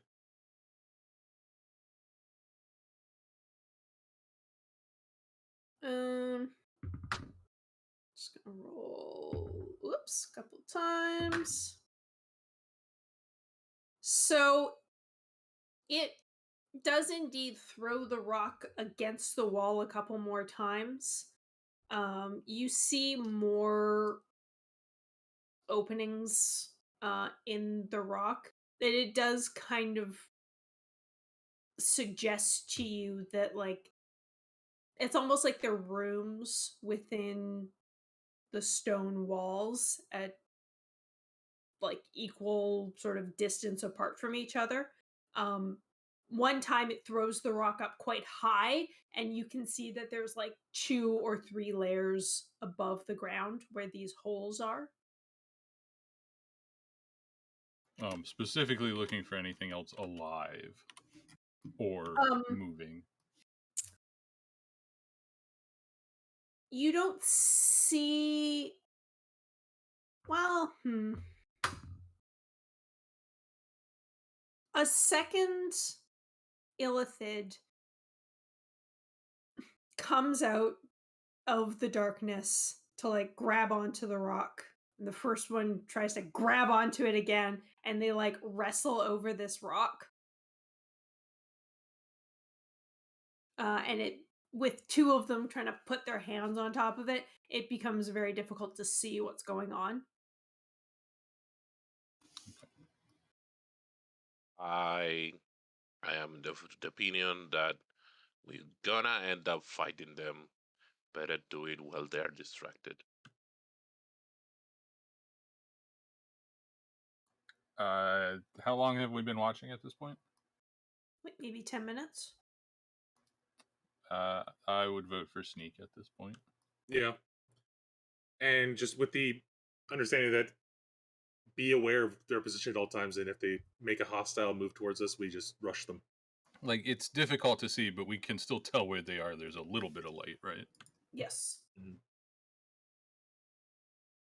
Especially given how black everything is, that little bit of light makes it very, very easy to tell where they are. Yeah, I say sneak. Can Emma do the pass without trace? Okay. Emma's cast Pass Without Trace. Where are you sneaking to? I'm assuming we're going to the other side of the cave complex.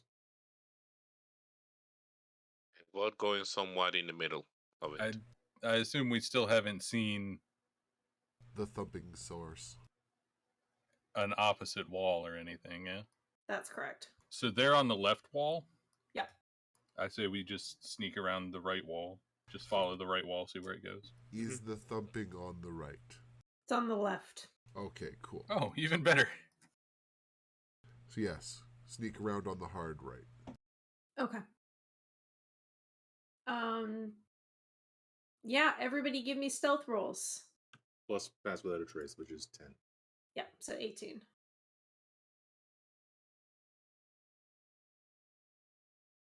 Holy Jesus. Do I have disadvantage? I don't. Does Let me Dragon Scale Mail provide disadvantage? Yes. Then yes.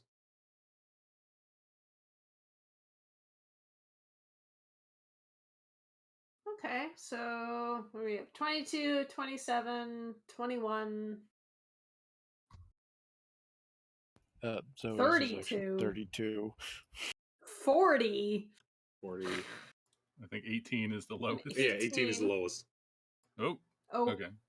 Yep, 18 is still the lowest. Wait, 14 how is isn't the that- cat the second least sneaky of all of us? I don't know. The cat would be 14, right? It doesn't have advantage, or is it? No, it doesn't. I just can't turn that off from the Gotcha. thing. Okay, so 14 for Mellis. How is the But cat Mellis the can- least sneaky?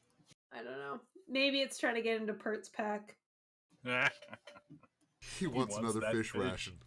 Yeah. Maybe he just says "meow" in the middle of it. He's just over it. Mm-hmm. So you sneak around the right. Coming pretty close to the light rock that Camille threw. Are you just gonna leave it there?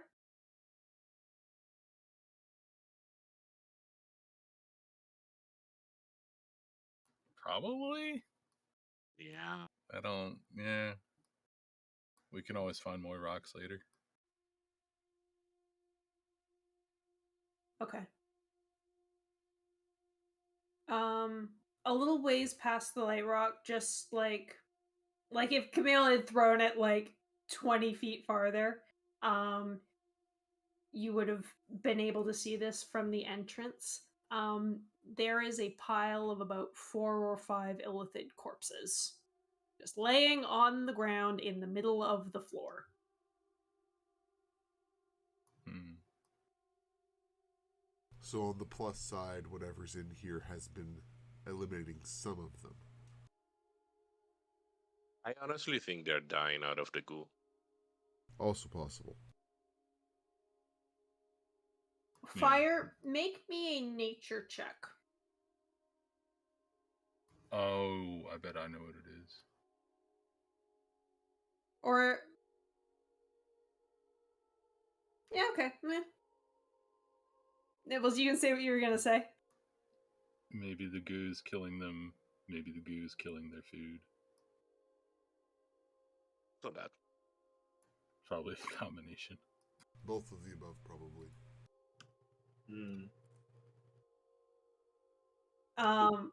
Killing their ability to hunt food.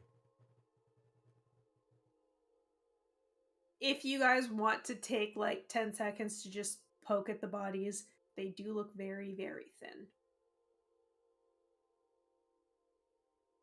And you don't know necessarily what illithid are supposed to look like, but if that was a human, ugh. Emaciated and starving. Poor thing. Pat, pat. First one immediately crushes head, I'm assuming. I think that probably causes too much noise. We need to find whatever this goo is. There's too much questions still. Moving along, I say. Okay. Moving along. Pert, you can see the compass, the goo and the compass, starting to curve along the sides of the sphere. Make an intelligence check.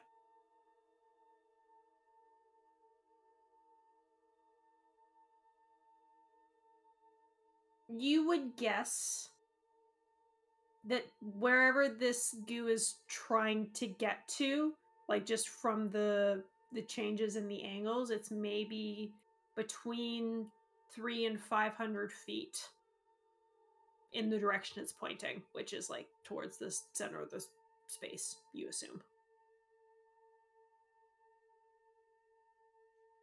Well, Yeah. Sorry, my brain just reset. Can you repeat that? What the hell? It's okay. You think how far it is to the where this goo is trying to get is like 300 to 500 feet inward. Okay, so we're getting to the point where we're possibly even circling the location as we follow the tunnels. Yeah, you haven't like totally circled it, but you can see how it's like changing an angle. Bert will share this information with the others and let them know that we are imminently going to get to whatever it is the goo is seeking. And sorry, when you say inward, you mean like towards the center of this chamber? Yeah, like you're far as we can following tell? along kind of the right wall, and the goo is moving more toward, like pointing more and more towards the left. so we have to move more towards the left then? I say we keep following the right wall, hopefully find something that we can duck into and do our rock trick again. Mm-hmm. And if we can't, we can't. There's lots of holes. There's lots of holes in the walls. Maybe we keep going until it points directly to the left. Okay. This is, I'm suggesting this. I'm not making decisions here.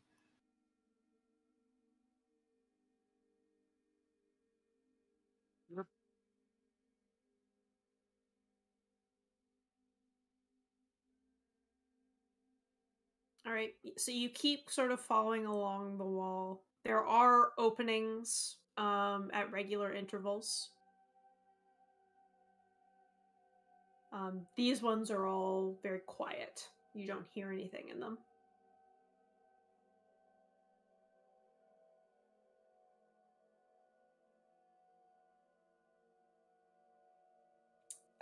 You get to the point where the compass is pointing directly towards your left. Alright, Pert will stop at that point, motion for the others to remain where they are, and then start to cross across the cavern by himself.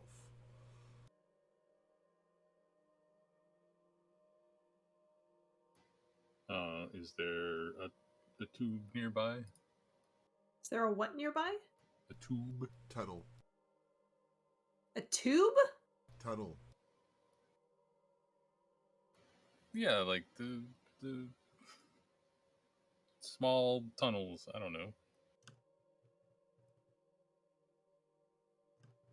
That we can duck into. Yeah. Oh! Yeah, there's one nearby.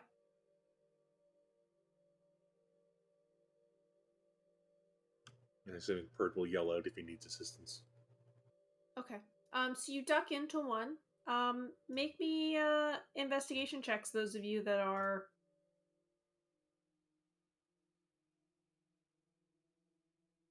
doing so. Just kind of checking to make sure that there's nothing in it that will eat us, basically. Mm-hmm. Also, can I find a rock with that investigation check as well, or two? Well, you poke your head in.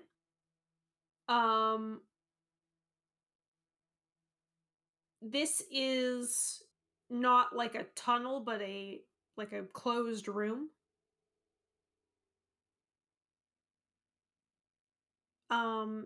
And you see like a big huddle of stuff near the middle. Mm-mm.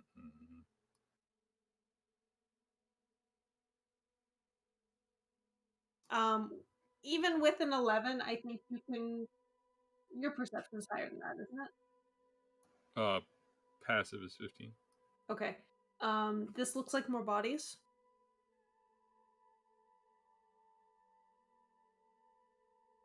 I'll just motion to everyone to freeze for a second and just wait to see if they're moving.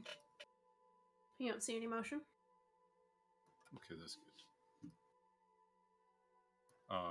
Carefully and slowly approach, continuing to watch for moving until I see moving or I'm right there.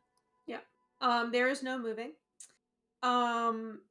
These bodies look pretty long dead. Like six or seven, you're not entirely sure at the moment. It is not necessarily so easy to tell, but they're definitely not illithid. You see long white hair, and that makes you think maybe these were drow. You also see manacles around the wrists of the corpses. Can I check the head of one of them to see if there's puncture marks? With an 11, you do not see any puncture marks in the foreheads.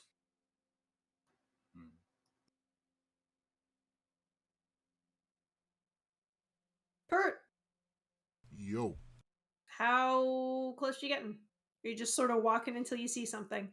I've got 60 feet of sight, so unless I see the glowstone playing one or something, he will keep walking in the straight line at a slow, regular pace, trying to remain hidden in the darkness.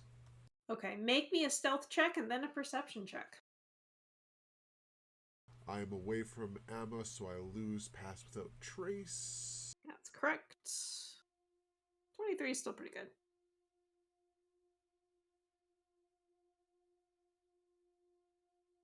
It's literally the lowest I can roll besides a 22. Mhm. Oh yeah, no, I can't roll a 22 because of, whatchamacallit. Give me a perception. And perception. 1 perception. Your eyes have kind of adjusted to the darkness now. And there's this period where you're walking away from the wall and you just don't see anything. It's like you're walking through a sea of black. And then after a couple hundred feet of moving really carefully, you can start to see out of, or like at the edge of your vision, kind of looks like a wall. As you get a little bit closer, you realize it's not a wall, it's a dome. It's like this big stone dome in the middle of this cavern. Are there the tunnels in it as well? You see one more like a traditional archway opening. Also, as you're getting closer, please make me a Constitution saving throw. Okay.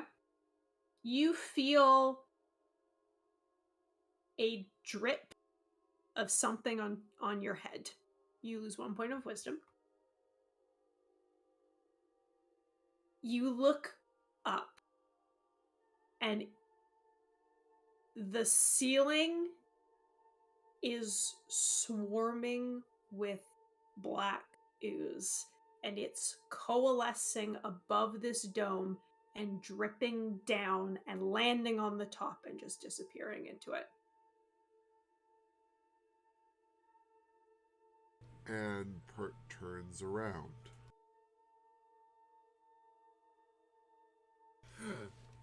Pert turns around and goes the heck back, possibly a little faster than he needs to.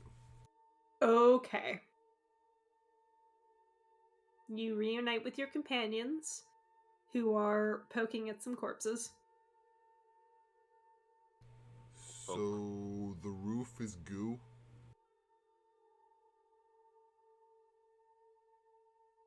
And the floor is lava. No, the floor is a kind of a, I'd almost say a house, maybe?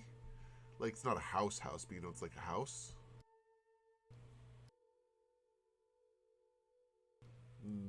The goo seems to be occasionally dripping into and being absorbed by the house. Like it would normally pass through rock? Yeah, it normally passes through rock, but it never goes into a specific location. It kind of just goes into the ground and disappears. This seems to be going into the house. Were there any entrances to the house? There is one archway, yeah, like a actual designed door, not just a hole in stone. Well, I think we know where we need to go then. As much as it is probably terrifying. Yep. Sounds horrible and right where we need to go. Pert recommends umbrellas. Should we do the rock thing there? Possibly. Maybe give us a better chance to see what we're looking at. Or look at what we're walking into. Need to point out, I'm pretty tapped out. Just by the way. How long have we been going? Do we feel like we should rest? It's getting to like early evening, you think?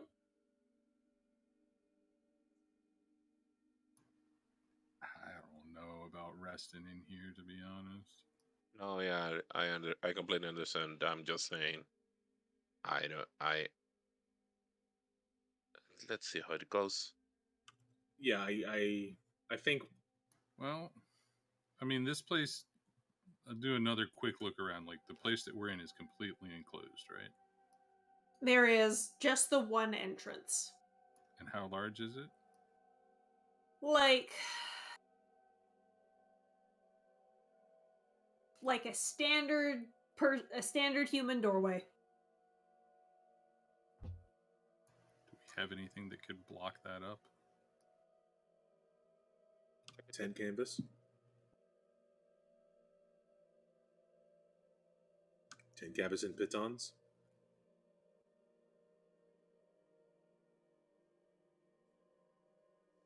Theoretically, it's a reasonable solution. It's gonna make noise though. Yeah, hammer and pitons don't make noise. Well, maybe perhaps a little metagamey, but does fire have another cast of mold earth? Yep, I was thinking about that, but I don't have many spells left. why don't we can always just back up down the way we came and come back if you really feel like we are underprepared. I mean, this seems more defensible than where we were is the problem. Like if fire is able to one spell and block the door pretty effectively, we can take a long rest and get everything back. We can do that.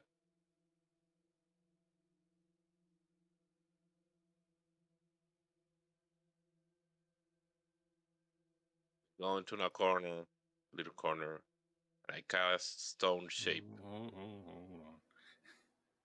on. Doing this, you will need to probably burn a spell to get us back out, for one thing. Yes. And is everybody else okay with this? As long as you leave an air hole. Yeah, it's only 5 foot square, so I figure it'll be like a large bar across the center of the opening, would be my guess. Oh, the Minecraft house thing. I'm fine continuing on. I don't feel underprepared at all. I've used one spell slot since our last long rest. I know fire's pretty tapped. I don't know. I'm tapped on my wild shapes, on my level 2s, on my level 6, and I have one level 4 and one level 5. Okay.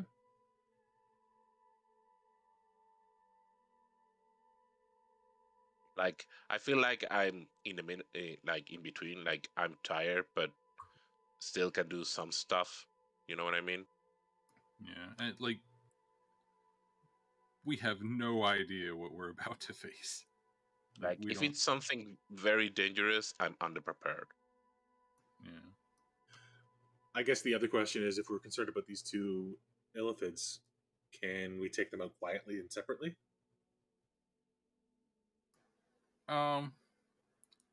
I think if we can barricade the door and keep a watch, there's no point in fighting them unless we have to.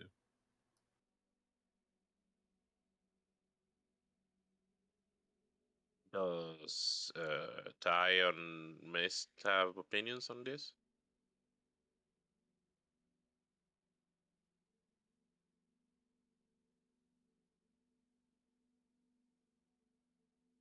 Not particularly.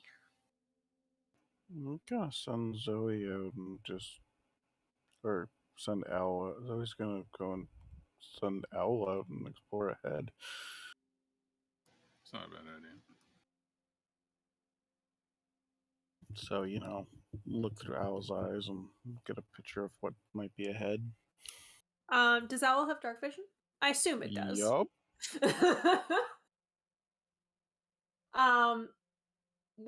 Is it 60 feet? Dark vision? Let me double check. I think it's 120.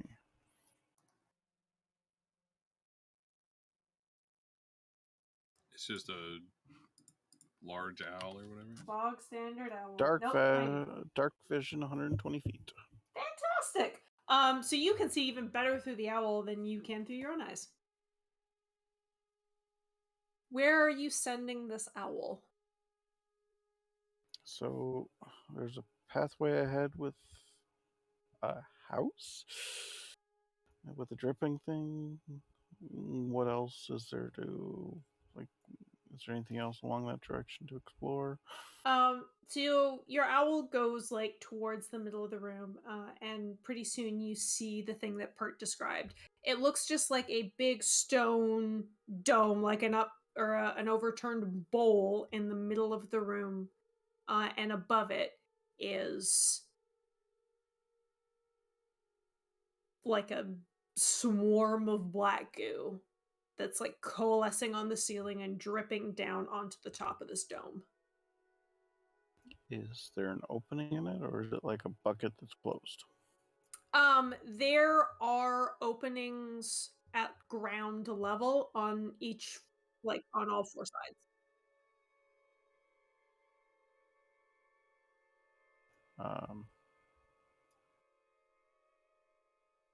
And fly inside of it? Yeah.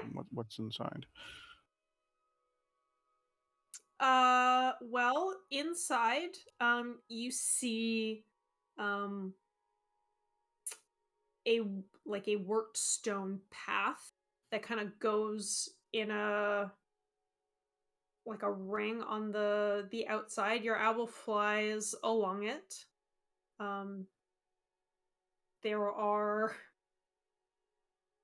a few little pools of water beside the path. Actual water or pools of It looks like blackness? water.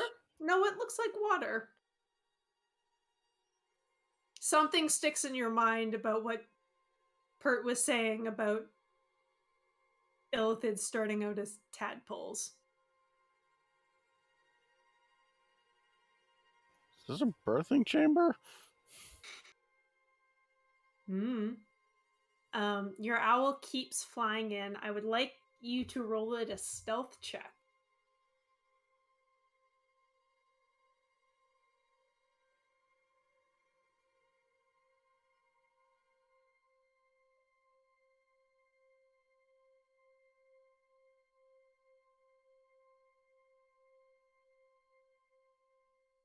Please hold.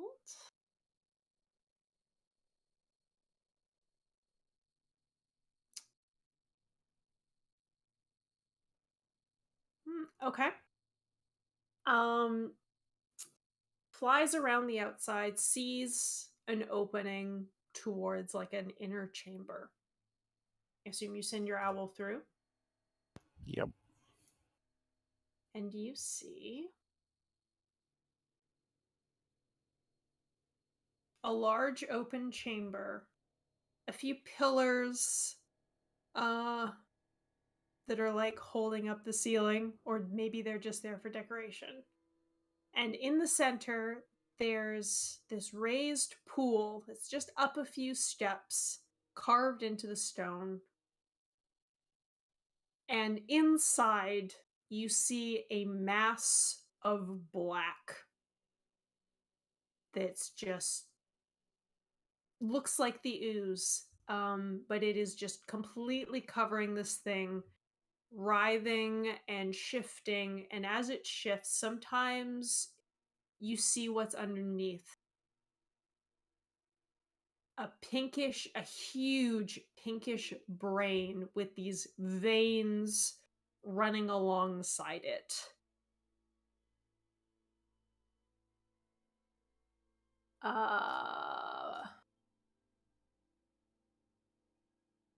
Please hold. What the fuck? So Zoe went scouting with the owl, and we have located what appears to be Brian. What Big Brian. is the owl's AC?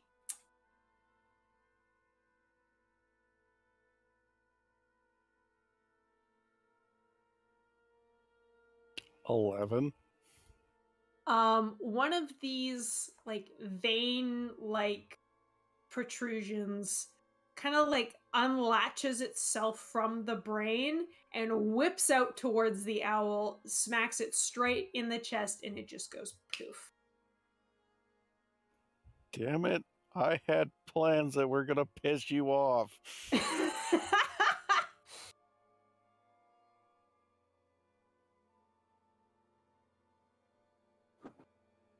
So, how about that rest, everybody?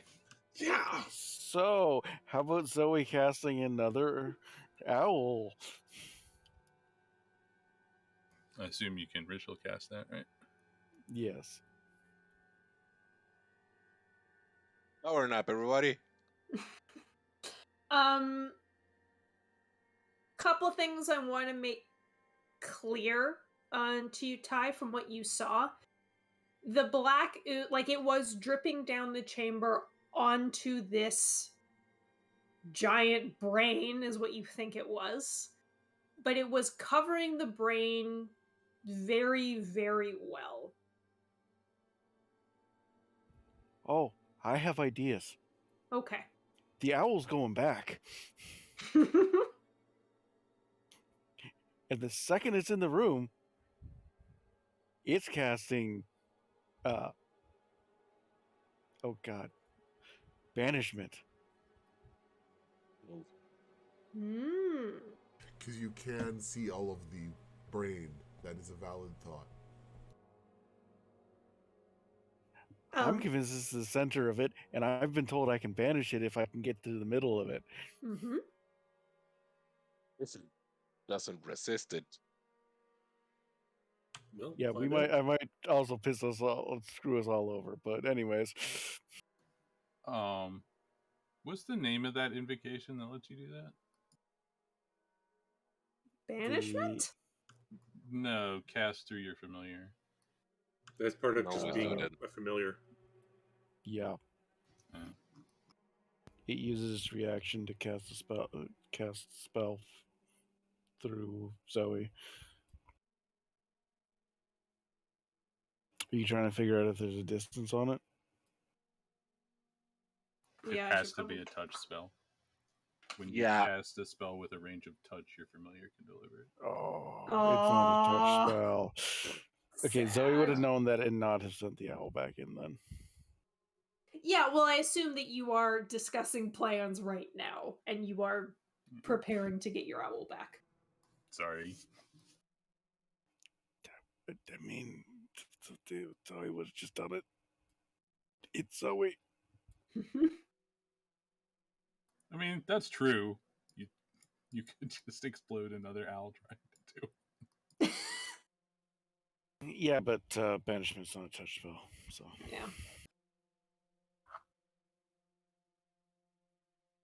Oh, also, your familiar has to be within 100 feet of you to do that anyway.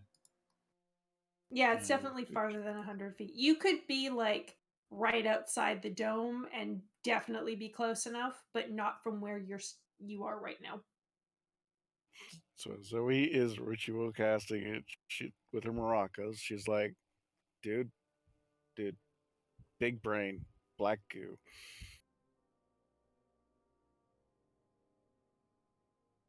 Like an actual just brain on the floor. Big brain. Maybe even an elder brain. Was it smooth? No, it had ridges. It's not giant smooth brain. No. I assume that this is matching the description of what we heard Pert reading out of his book. Pert didn't have a description of an elder brain. It just said elder brain and is is psychically linked to all of the Illithid in the colony, and a giant brain like that kind of fits. Yeah, it walks like a duck, talks like a duck. He's currently eating an owl like a duck. Which brings up another point.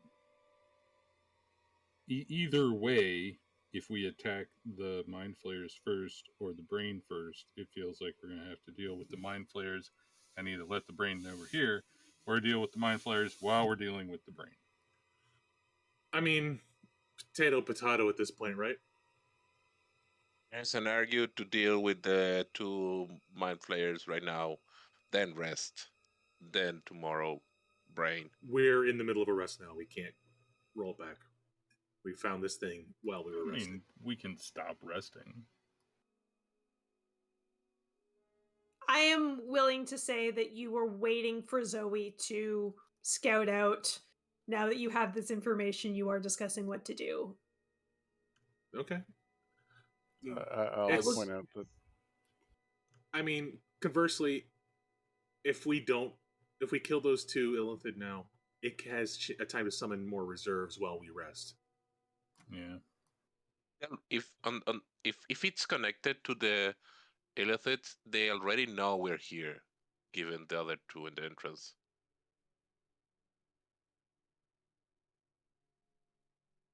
I mean, that was a lot further away. Also, if its nature is similar to other creatures, it is not that perceptive about things. It may not put two and two together. Not very wise in this state, I guess. I think the most logical course of action is to go after the Elder Brain first, deal with the two that might come, instead of dealing with the two, potentially warning it, and allowing it to summon reserves while we rest for several hours. Yeah, I think I agree with that.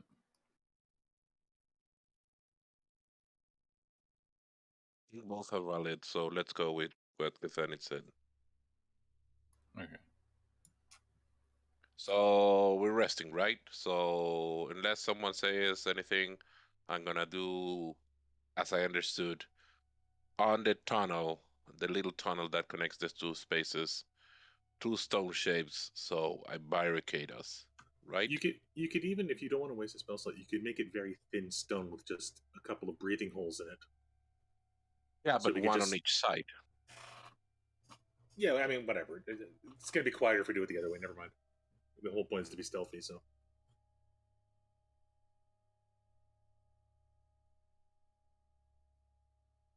Okay, so you barricade yourselves into this little room with a bunch of skeletons. I suggest we still set a watch. Yeah. Sharp. We're in downtown, right? Resting. You are Yeah. resting. I would like to cast crying. Crying? Yes, I wanna Oh, cry. scrying. I am assuming you actually mean scrying. Yes, it's crying. Scrying, okay. I wanna scry on the Trent. The treant? Yeah. Okay.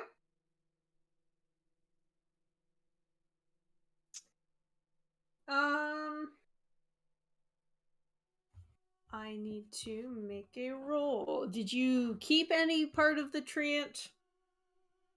Keep a part of Trent. What? When Yeah. it was crawling through the tunnel, it might have knocked a couple leaves or branches off when it was forcing its way out.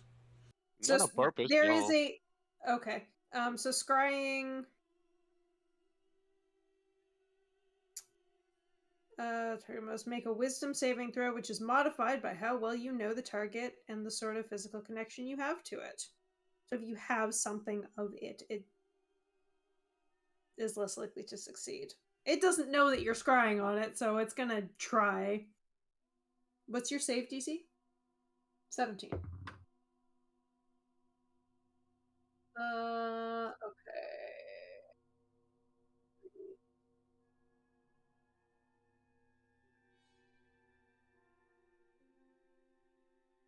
It's a wisdom save? Yes. Okay, so alright, so it does fail.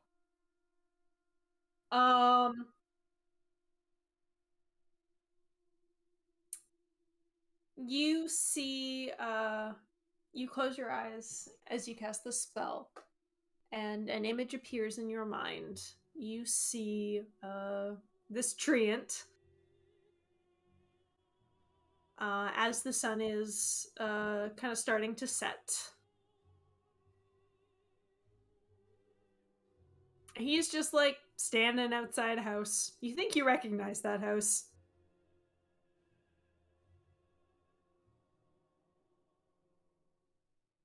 Just chilling or more like waiting? You think maybe he's just chilling. Okay. Fair enough. Fair income. That's good to hear. Do you continue to watch for a while?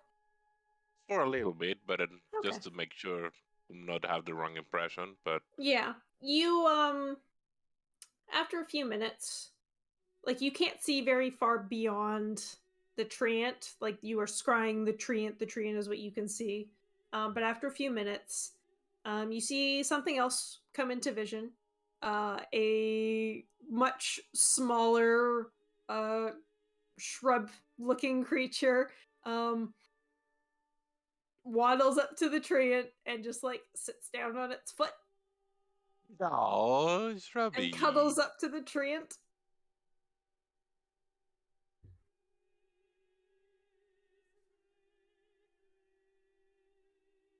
It's the equivalent of like hat.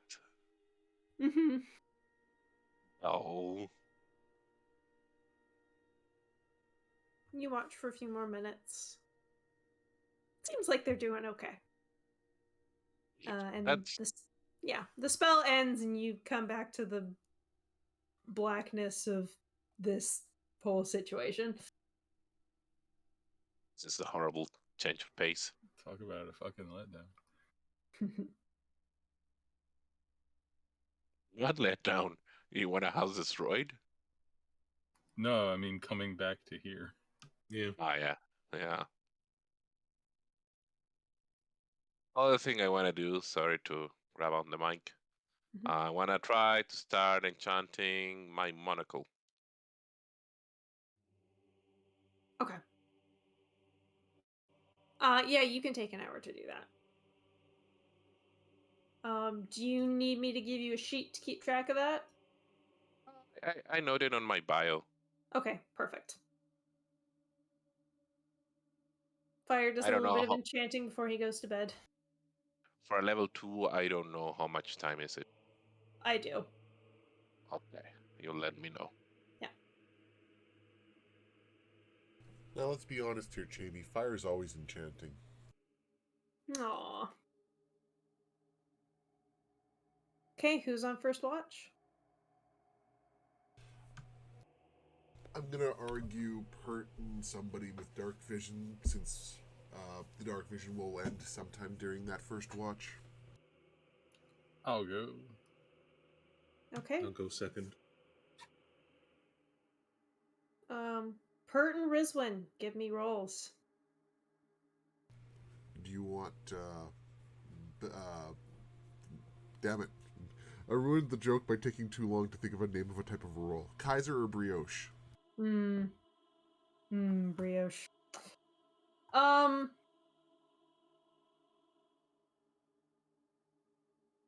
Your watch goes by safely.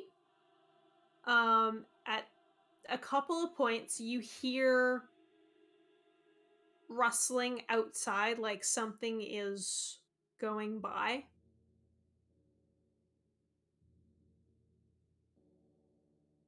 But nothing seems to get too close to the entrance to your little safe house. Safe hole. A couple questions. Mm-hmm. It's like solid rock on the floor here, I assume? Yes. Are there like larger loose rocks anywhere? Like enough to make a cairn, maybe? Not really in here. There's bones. Well, yeah, I was gonna put the rocks on top of the bones. Oh, yeah, there's definitely not enough rocks to do that. Okay. Everything here is pretty well worked. Can I just sort of, I don't know, respectfully arrange the bodies in some sort of way then? Okay. And maybe have a rifle through the pockets at the same time. Hmm. These people don't even have pockets. Okay. Given that they are shackled and the very, very poor nature of their clothing, you think they might have been like slaves. Or cattle. Yeah.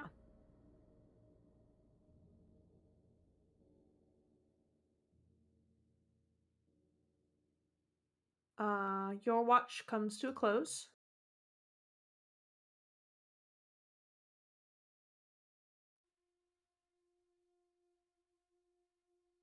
Who's taking second watch with me? I mean, Zoe's on all watches.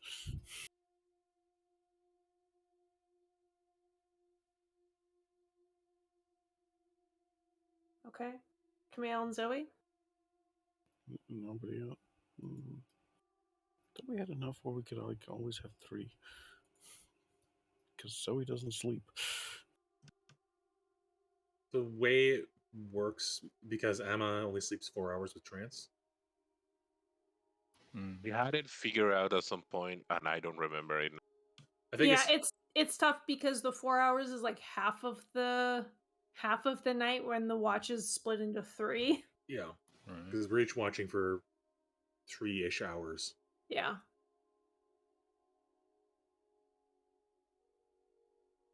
So we roll then? Yeah, that's fine. We can just keep it at 2. It's Yeah. just mechanically easier that way.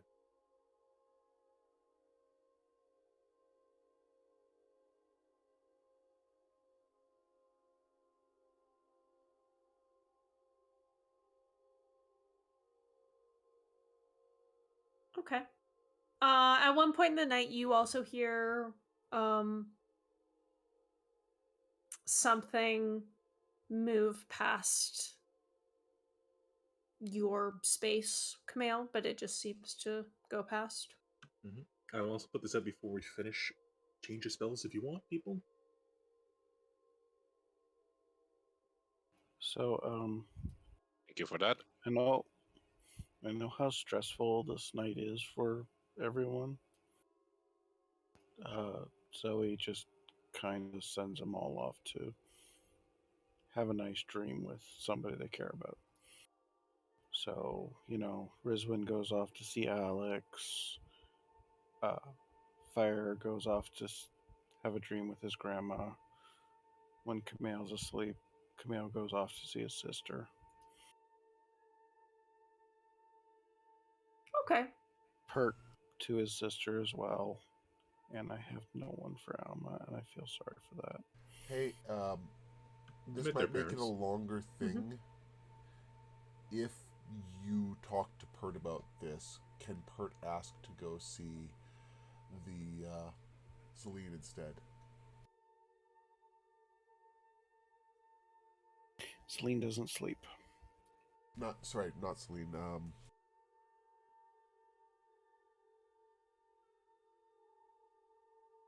Celise. The Drow. Celeste doesn't sleep. Oh, the Drow don't sleep? Yeah, which is, I think, also the same reason I can't do it to Alma, actually. Yeah, Emma doesn't sleep either. I was trying to why has Emma never actually asked to go see anyone? And it's like, oh, because he can't. Yeah. You can send Melis to go see someone. Send Melis to go see a fish. Mm-hmm. That might not actually help. Certainly Yeah, traumatized the fish. last thing we need is Emma running around, or not Emma, Malice running around in his sleep, trying to catch a fish. You keep saying fish in front of him, he's gonna get wise to it. So everybody gets like half an hour of their dream. Just getting to say hi to a loved one.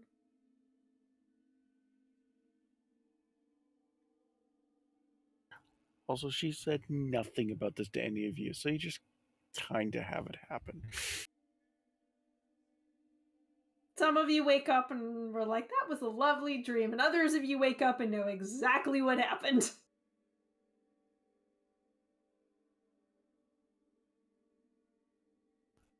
Has anybody not done a dreaming yet? I think Pert hasn't. Yeah. I know Pert hasn't for sure.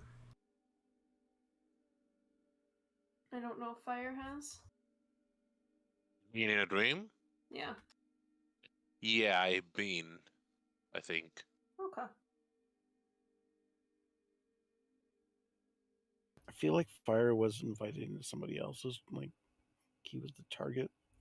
Oh yeah, Fire and Rosewind went flying or something. Oh yeah, we came here. Mm-hmm. Okay. I will have the third watch, please.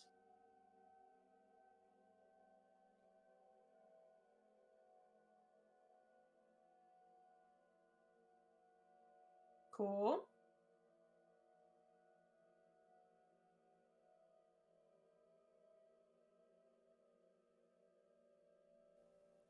Fires is Okay. very nice. Mm-hmm.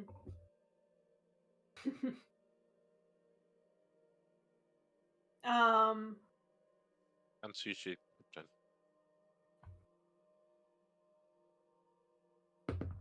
Oops. Emma, there's a little hole, right? For people to see through? Do you mean fire? It's she's addressing Amma, but then ask about the barricading. Yeah. I guess I followed. I think it was Risman idea of making some sort of bars made of stone with the stone shape. Okay. So as you're looking out into this space, Emma, you notice that the light rock that Camille had thrown, the one that's on your guys' side, is gone.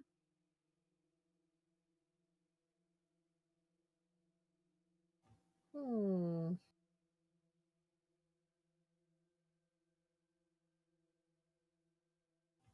Rock is gone. It's gone. The light rock.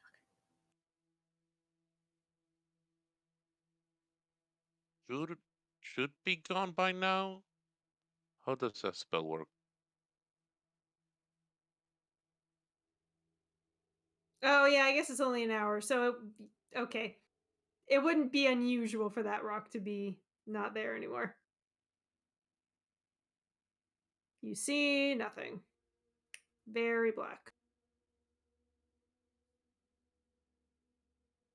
The goggles, they do nothing. You also hear some movement within the cavern through your watch, Emma. Make me an insight check.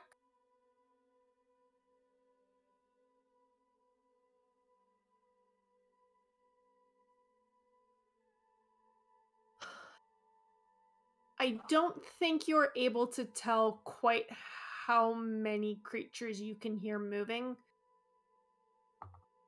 but you probably realize that it's more than just the two you saw.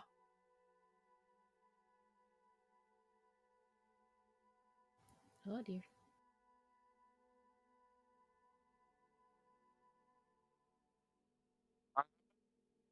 Fired. These very distracted. Yep.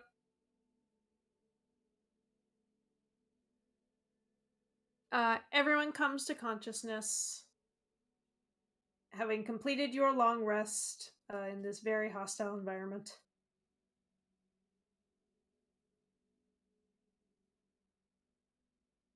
What would you like to do? Head down to a nice corner cafe, have a croissant, some eggs, coffee. Mm-hmm. Yeah, I mean, you asked what we wanted to do. I mean, I don't I see let's anything go. for us to do other than just the thing. Let's go and fight the giant evil gooey brain. Yeah, it seems like that's the play of the day right now, unless someone else has alternative solutions. Like fire Sneak is our way in again, I normally think. yeah. Fire is normally one who tries to see the good on people and whatnot. I I don't know how I can defend that giant gooey brain. See the good.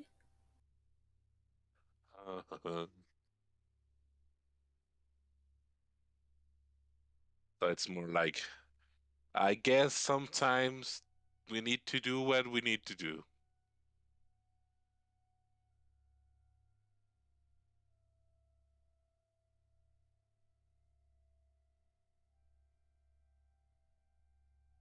Yep. So we are all kind of ready. I cast Stone Shape to uh, make the hole again towards the the the brain, Okay. and I cast Dark Vision on myself and Pert. Okay. It is still very dark in here.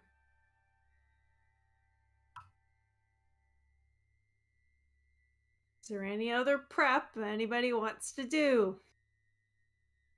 I don't believe so. Do we want to just try to distract them with the light rock again, or we just want to go for it? Well, let's go for it. Yeah, I just deal with what comes between us and where we're going, but don't seek out anything, I don't think. Before we go, I I have a spell that could be very powerful, but I don't know what to do with it.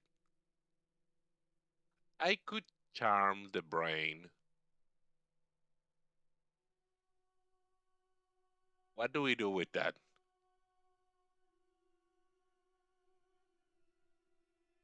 Possibly find out if the brain has any knowledge of where the goo came from, if there's still enough intelligence left.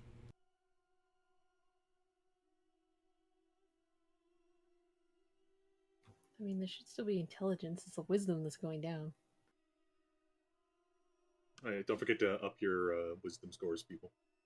Oh yes, thank you. Oh, yes, thank you. 1 or 2? I do not have I won. 111 wisdom. I have 12. Everybody has 10 out. 10. I will point out that temporary if you do points. put in 111, it registers it as a plus 50 to your wisdom score. I mean, that's good to know.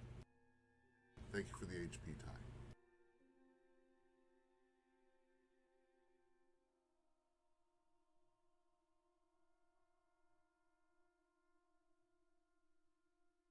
I got Say onward. reflex. Yeah.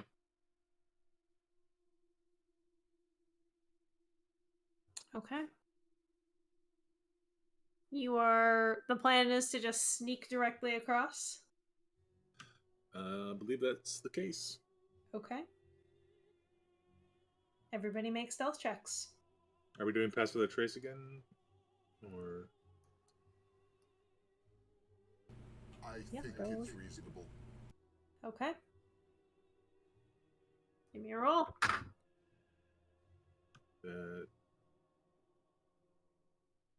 Okay, there we go. 11.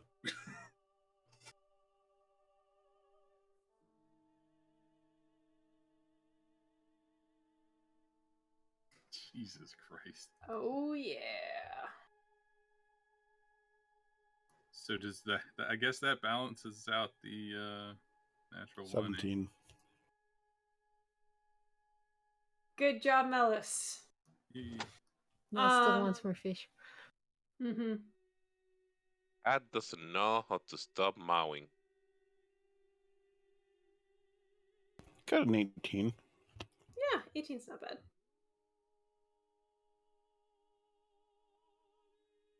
With the shadows pulling tight around you with Amelis' spell, you, as quickly as you can, maybe a little too quickly in Kamel's case, make your way across the cavern towards this stone dome.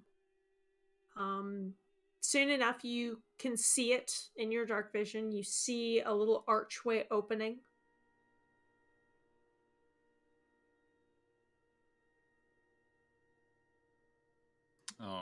I at least will be looking up, trying to dodge anything falling down.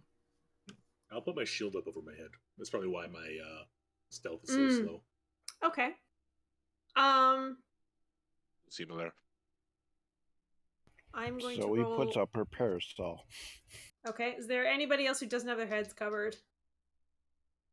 I think Pert just has his cloak folded up over his head. Okay. No ooze falls on your heads as you dash across the gap and make it into the stone dome.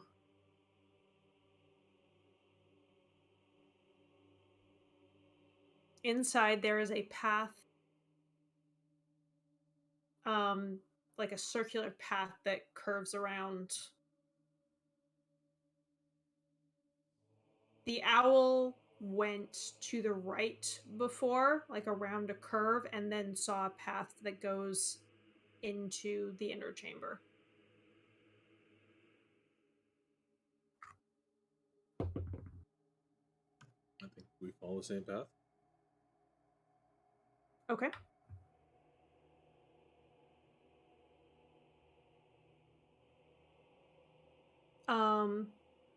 Then you pass by this section. You see these little pools of water.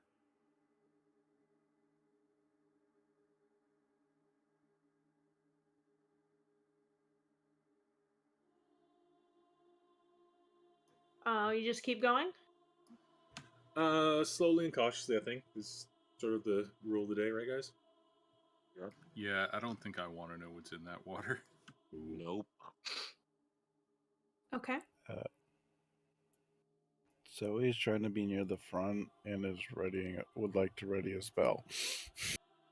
Okay. So you get to. I don't have the map that extends that far. Actually, maybe I could make one really quick.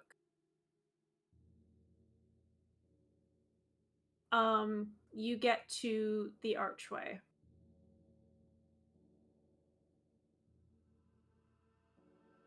Maybe I will just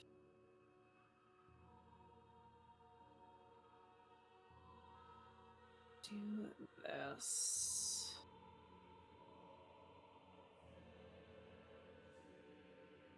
Okay. And you know what is beyond it. Zoe is readying a spell. What else?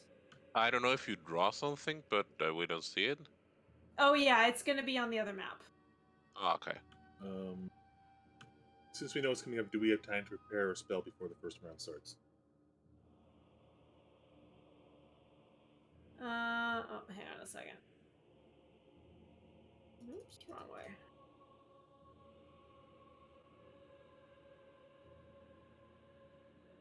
Sorry, I'm just really quickly.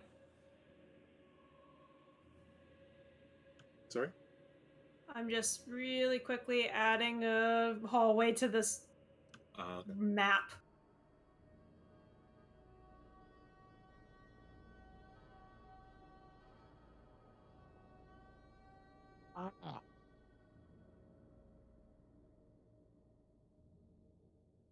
I'm gonna to activate my spores.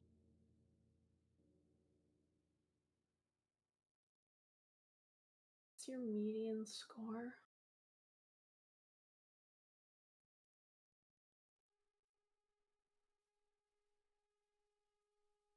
Okay. So as you guys are standing in this hall, like preparing to enter, I'd like everybody to make me a perception check. Do we put ourselves in the tunnel?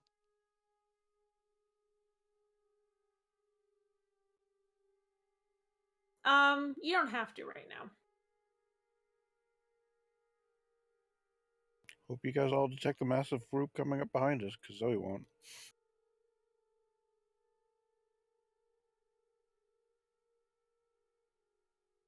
Why couldn't it be a persuasion check? Because you can't reason with a brain. A Fire and Kurt, you hear something from inside the chamber, like a squelching sound. Actually, what brain noises. you're like around a corner right now as you're just trying to prepare. And you the squelching gets a little louder and a little louder. As everyone sees these three like pseudopods of black goo pulling themselves along the ground towards you. He's perfectly aware where we are. I say, watch. Danger. Tentacles.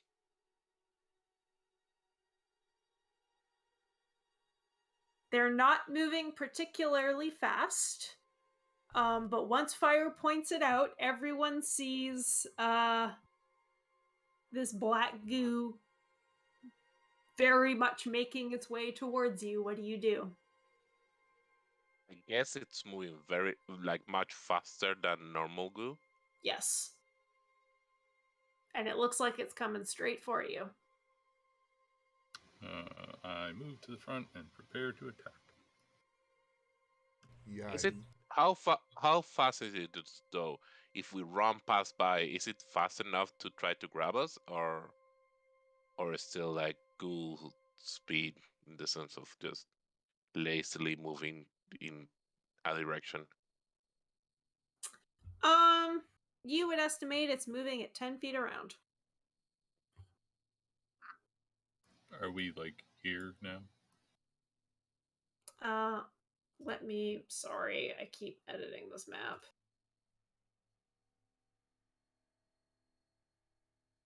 So you are like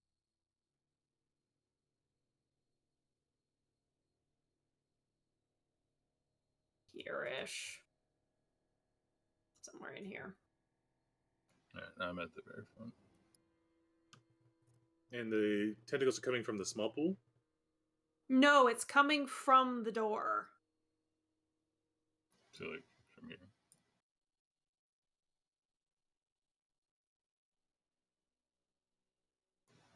We believe it's.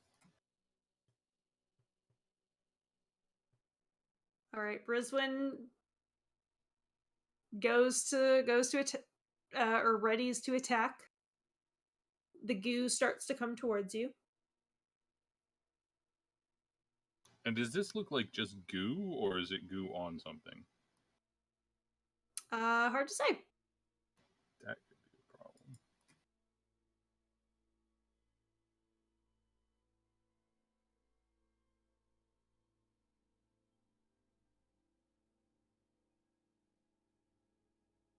If it's about to grab someone, I'm gonna attack it. Okay, so it sounds like people are gonna attack it. Yeah, if it's coming at us, I'm going to attack it. That's a natural attack. Rizwin was the first person to tell me she was gonna attack it, so Rizwin, roll an attack. Is this a full attack action or just a single attack? Just give me a single attack. You hit it. It splashes up on you. Make a Constitution saving throw. +5. You are fine. But you are very aware that your glaive just cut through nothing. The thing's still there? Yeah, and it is still coming towards you. It is almost like this brain is telling the goo to go towards you. I think we just need to go after the brain. Yeah, what if we rush and we just go?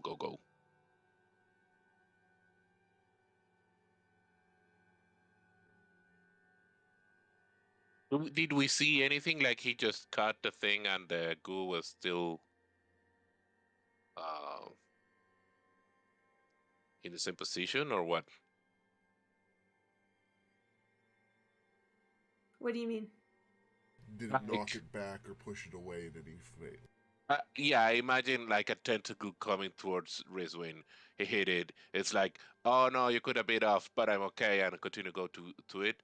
Or is it like literally a knife through water. It did absolutely nothing. It is a knife through water. Yeah, we're doing is ineffectual to it. You're just gonna run past? I think we have to. Yeah, I'm gonna switch to my shield. Okay. as we Everybody, move. is anybody not going to run past? Seeing if think- I have anything good for it, but I guess no. Just going. Okay. Are you on your broom, Zoe? Yep. Okay. Smell us on the ceiling. Oh, definitely. So you all run past into this giant chamber, and you can all see it now, this big black mass in the center. The goo shifting and writhing, and beneath it occasionally you see a little bit of brain. Question. Also, it's not how I say it, like brain with goo in it. It's a blob of goo that might have brain inside it. Yeah? What you see now is more goo than brain, but you can definitely see something underneath. Are these tentacles like independent, or are they like ropes that reach back in, connected to here somewhere? So you run past these things, and like you are able, there's space in between them, you're able to just like run in between them, and they can't sort of change direction quickly enough to catch you. Okay. But they do, like, they're just like, they're like little worms. Right. When we Once get you run into past, the room, you do see them start to change direction. yeah, like Zoe switched positions with me. I'm gonna like rear guard with the shield. As soon as Zoe's within Mhm. 60 feet, she casts banishment. Okay, what's your spell DC?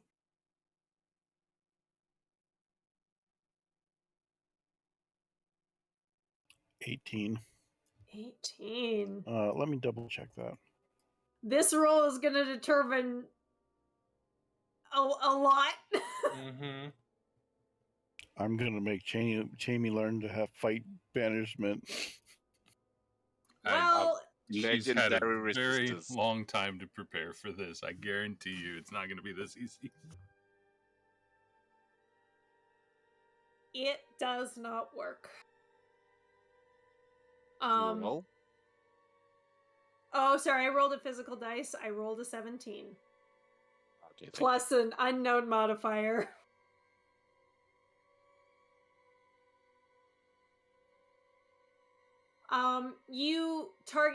You can see the black now, and you target it, and as you target it,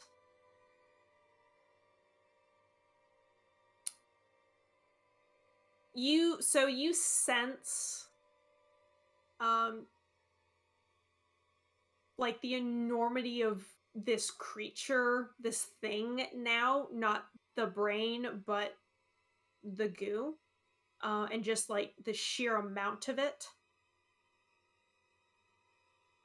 And it is just more than you can handle. It is more than you can banish. But you do recognize something, that there is a little core.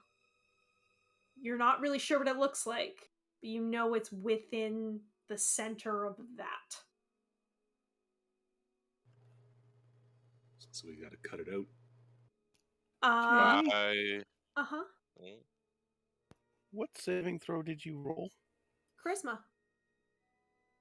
How the hell does a black pile of goo have any plus anything to charisma? Because it is a thing that...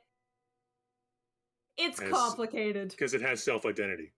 Yeah. That's what charisma is. I am aware of who I am as myself. Possibly when the brain and the goo interacted, one of them awakened the other. It's also slightly spoilers. But this... You have dealt with this stuff enough to know that it does not play by the same rules as everything else in this world. At that point, Oh, it very much knows you're there, and we're going to start combat next week. Dun dun dun. Oh, man.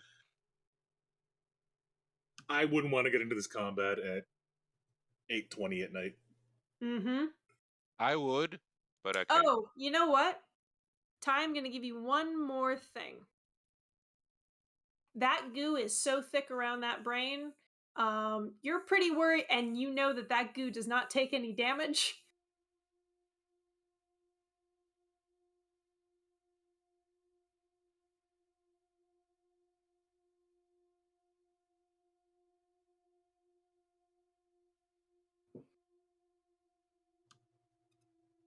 Were you meant to say something, or are you? No, I'm just saying that goo is really thick around that brain, and you know that goo does not take damage. So Gotta get have the goo to off somehow. I wonder how you might do that. I need to wash it. Oh my god, you guys. I'm clueless, Jamie. I'm sorry. I feel that's okay. You're not the one who should be figuring this out. Okay, cool. If we're Don't done, worry. I have not eaten today, so I'm gonna jet real early. Yep. I will see you guys later on. Bye. Take Bye. care. I have multiple cosmic beams prepared for this. That's good.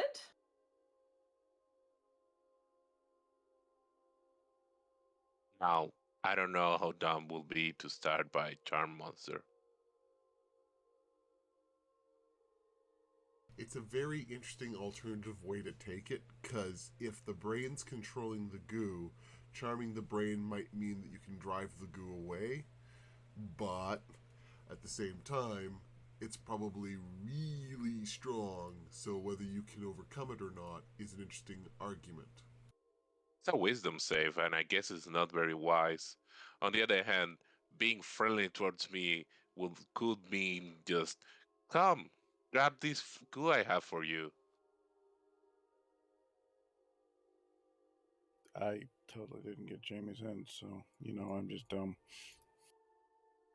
I mean, nobody else seems to have picked it up either, so. I mean, the only thing I understood you to be saying was it's going to be difficult to damage the brain. Yeah, that's what I was There's thinking goo, and we need to clean the goo out before we hit the thing. If we want to go violent. Mm-hmm. And how might one do that? Moonbeam. I knew it. I didn't want to say it. Yeah, I was looking for something deeper, I guess. Oh my god. Fire? Mm. Moon Prism Power. Fire's Sailor Moon. What? I just have the Sailor Moon theme in my head now. I'm sorry. Ty? Zoe feels insulted. She's the magical girl. Look, we're all from anime. We?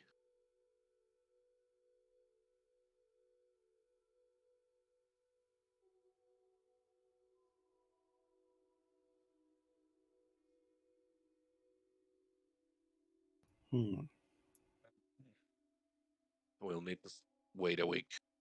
Mm-hmm. I'm gonna I stop wonder if recording. making